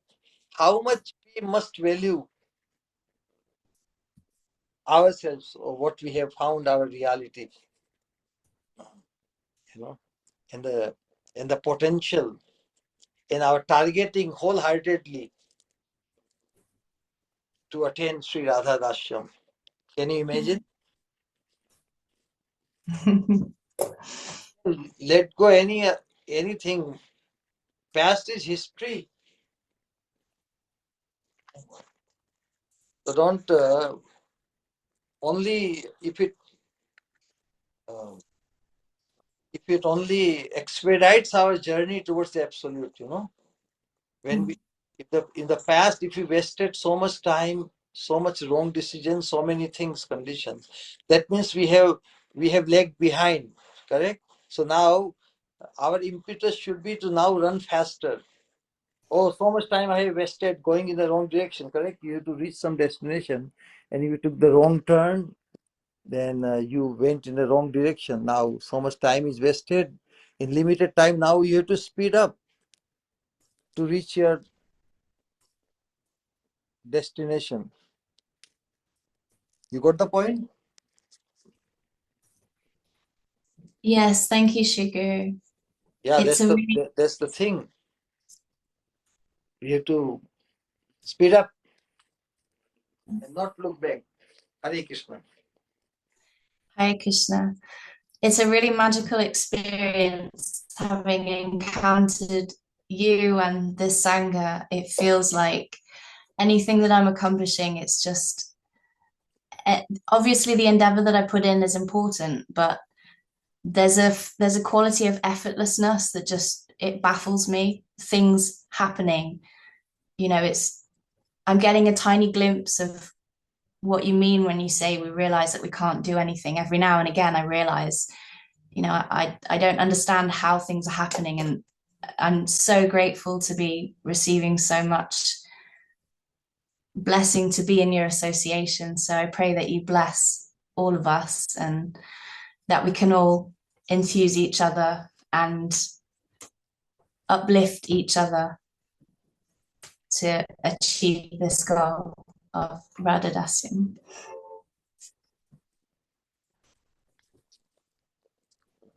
Hare Krishna, pranams. We all have equal opportunity, and we are all meant to be would be gold medalist only. Equal opportunity and equal achievement also. This concept was never expressed before, correct? Everybody may have equal opportunity, but attainment could be different, correct? Somebody gets the gold, somebody gets the silver. But here, not only equal opportunity, but also highest possible fulfillment. Correct?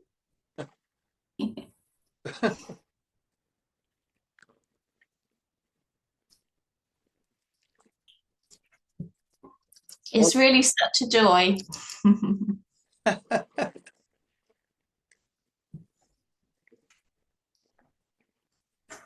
How many lifetimes we've been waiting, Yeah. how long I've been waiting. It blows me away. I'm so grateful. And I really want to take that responsibility. This should cause our constant fascination. What is love? What is becoming attached to someone? Someone becomes a source of constant fascination. Wow, what an idea. I don't have to worry about whatever has been in the past. I don't have to even try to undo or to suffer for doing all these things. When the opportunity in front of is so much, so humongous, you may be in debt of $1 trillion or pounds, correct? But the treasure which you are now targeting is unlimited.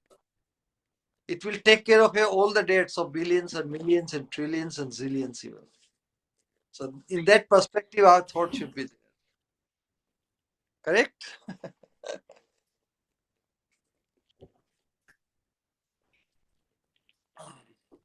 Nitai, go to Maranandi, Hari Hari Bol.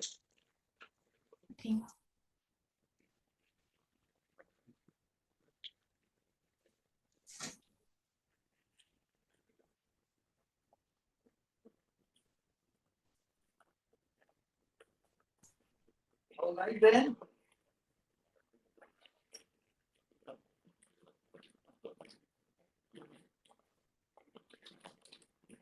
Thank you so much, Shri Guru. Pranams. Sister, how many materials? Hare Krishna, Shri Guru. Dandavat Pranam, Shri Guru. Sorry. No question, Shri Guru, but always definitely, Shri Guru, this is the thing. Like, if we don't understand the destination, what is the ultimate aim, goal in Krishna consciousness, what vision to carry, what are we aiming for, then everything can get quite diluted. And now, from your lotus mouth, just having come across you and under your care, shelter, guidance, love, and such detailed care, love, guidance, how you are nourishing, nurturing all of us, and bringing out that ultimate vision, the Paramtam Sopan of Krishna Prem, Shishi Radha Dasyam. And that thing stands out, And keeping that in the focus, Shri Guru, now when we study Prem Bhakti Chandrika, all of it, it's keeping in that in the center, and then everything else makes sense or shines out. Otherwise, Shri Guru, so much distraction, Tirth Yatra, pilgrimage, family, societal obligations, whatnot, in every form and shape, Shri Guru. Koti Koti Pranam, Shri Guru.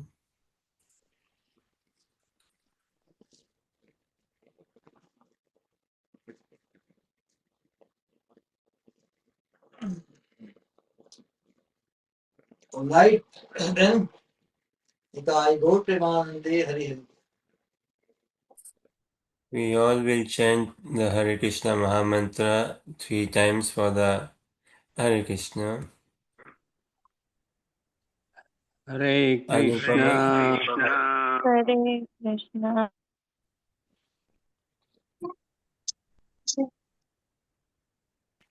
Pranam Shri Guru. Hare Hare Krishna. Yes. Hare Krishna.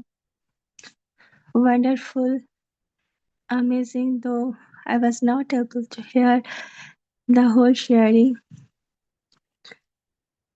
but though as much as it's really no words to say, but I just wish to say some lines only for you. Can I? Yes.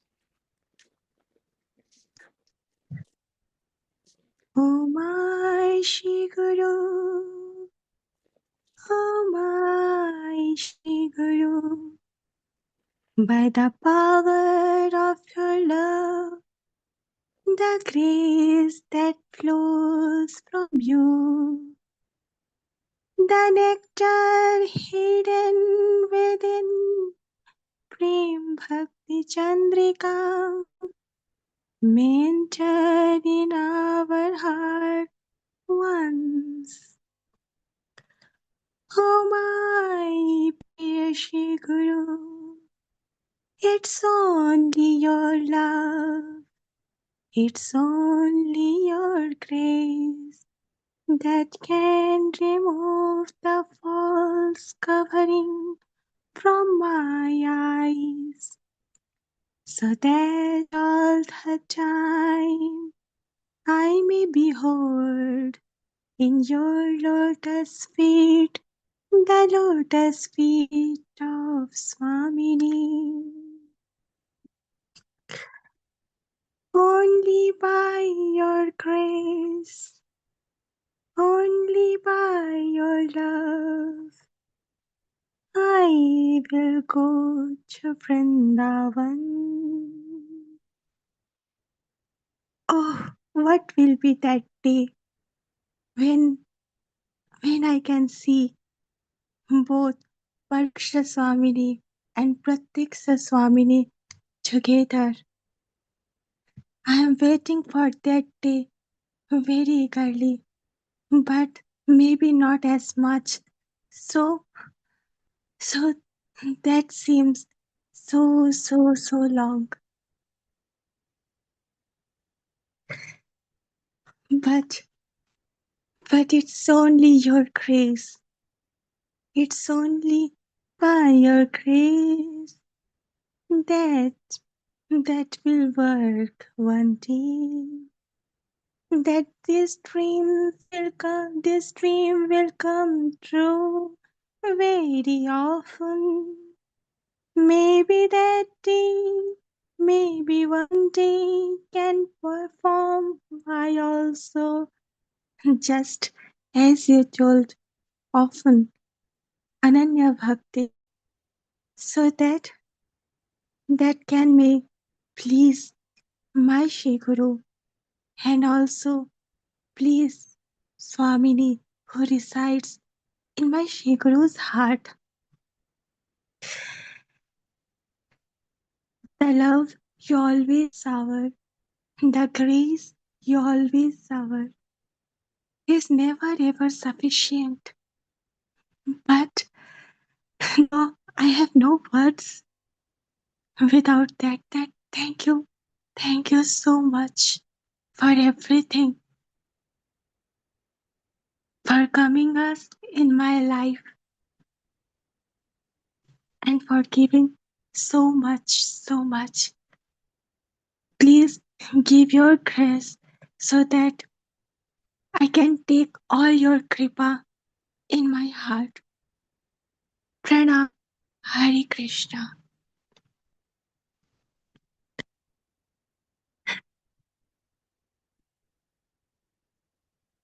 Now it's you to Anand Vikrah Sakhi.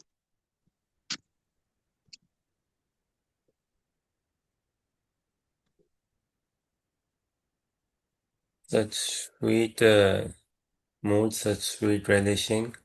And as our Shri Guru teaches us, Madhupena Madhurpena Samapayat. So we end with sweet loving chanting of the Mahamantra for the sheer pleasure of our Gurudev. Hare Krishna, Hare Krishna, Krishna Krishna, Hare Hare, Hare Rama, Hare Rama, Rama Rama, Hare Hare. Hare Krishna, Hare Krishna, Krishna Krishna, Hare Hare, Hare Rama, Hare Rama, Rama Rama, Hare Hare. Hare Krishna, Hare Krishna, Krishna Krishna, Hare Hare, Hare Rama, Hare Rama, Rama Rama, Hare Hare. From our hearts we will call out Jayam Vishnupad Paramahamsa Parivrajacharya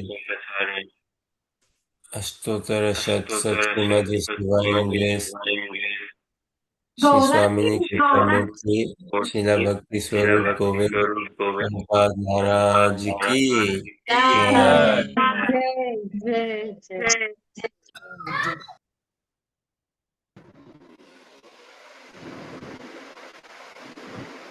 Shri Guru mute my hand. Samavet Nitai Gaur Bhaktavinda ki jai, Nitai Gaur Premanande, Hari Hari Hari Hari Gaur. Gaur Premanande. Hare Krishna, Hare Pranam Krishna Shri Guru. Dandavat Pranam Shri Guru. Hare Krishna Nitai. Hare Krishna, Pranam Shri Guru. Hare Krishna. Hare Krishna, Pranam Shri Guru. Hare Krishna Nitai Gaur Premanande, Hari Hari Gaur. Hare Krishna, Pranam Shri Guru. So, next time all the participants should be ready to lead the kirtan. Okay? Neha? Yes. Go. Yes, Shri Guru, very sure. Nitai Gaur Premanande. Yes. We'll see you in the kirtan, correct? In Yes. less than 2 hours.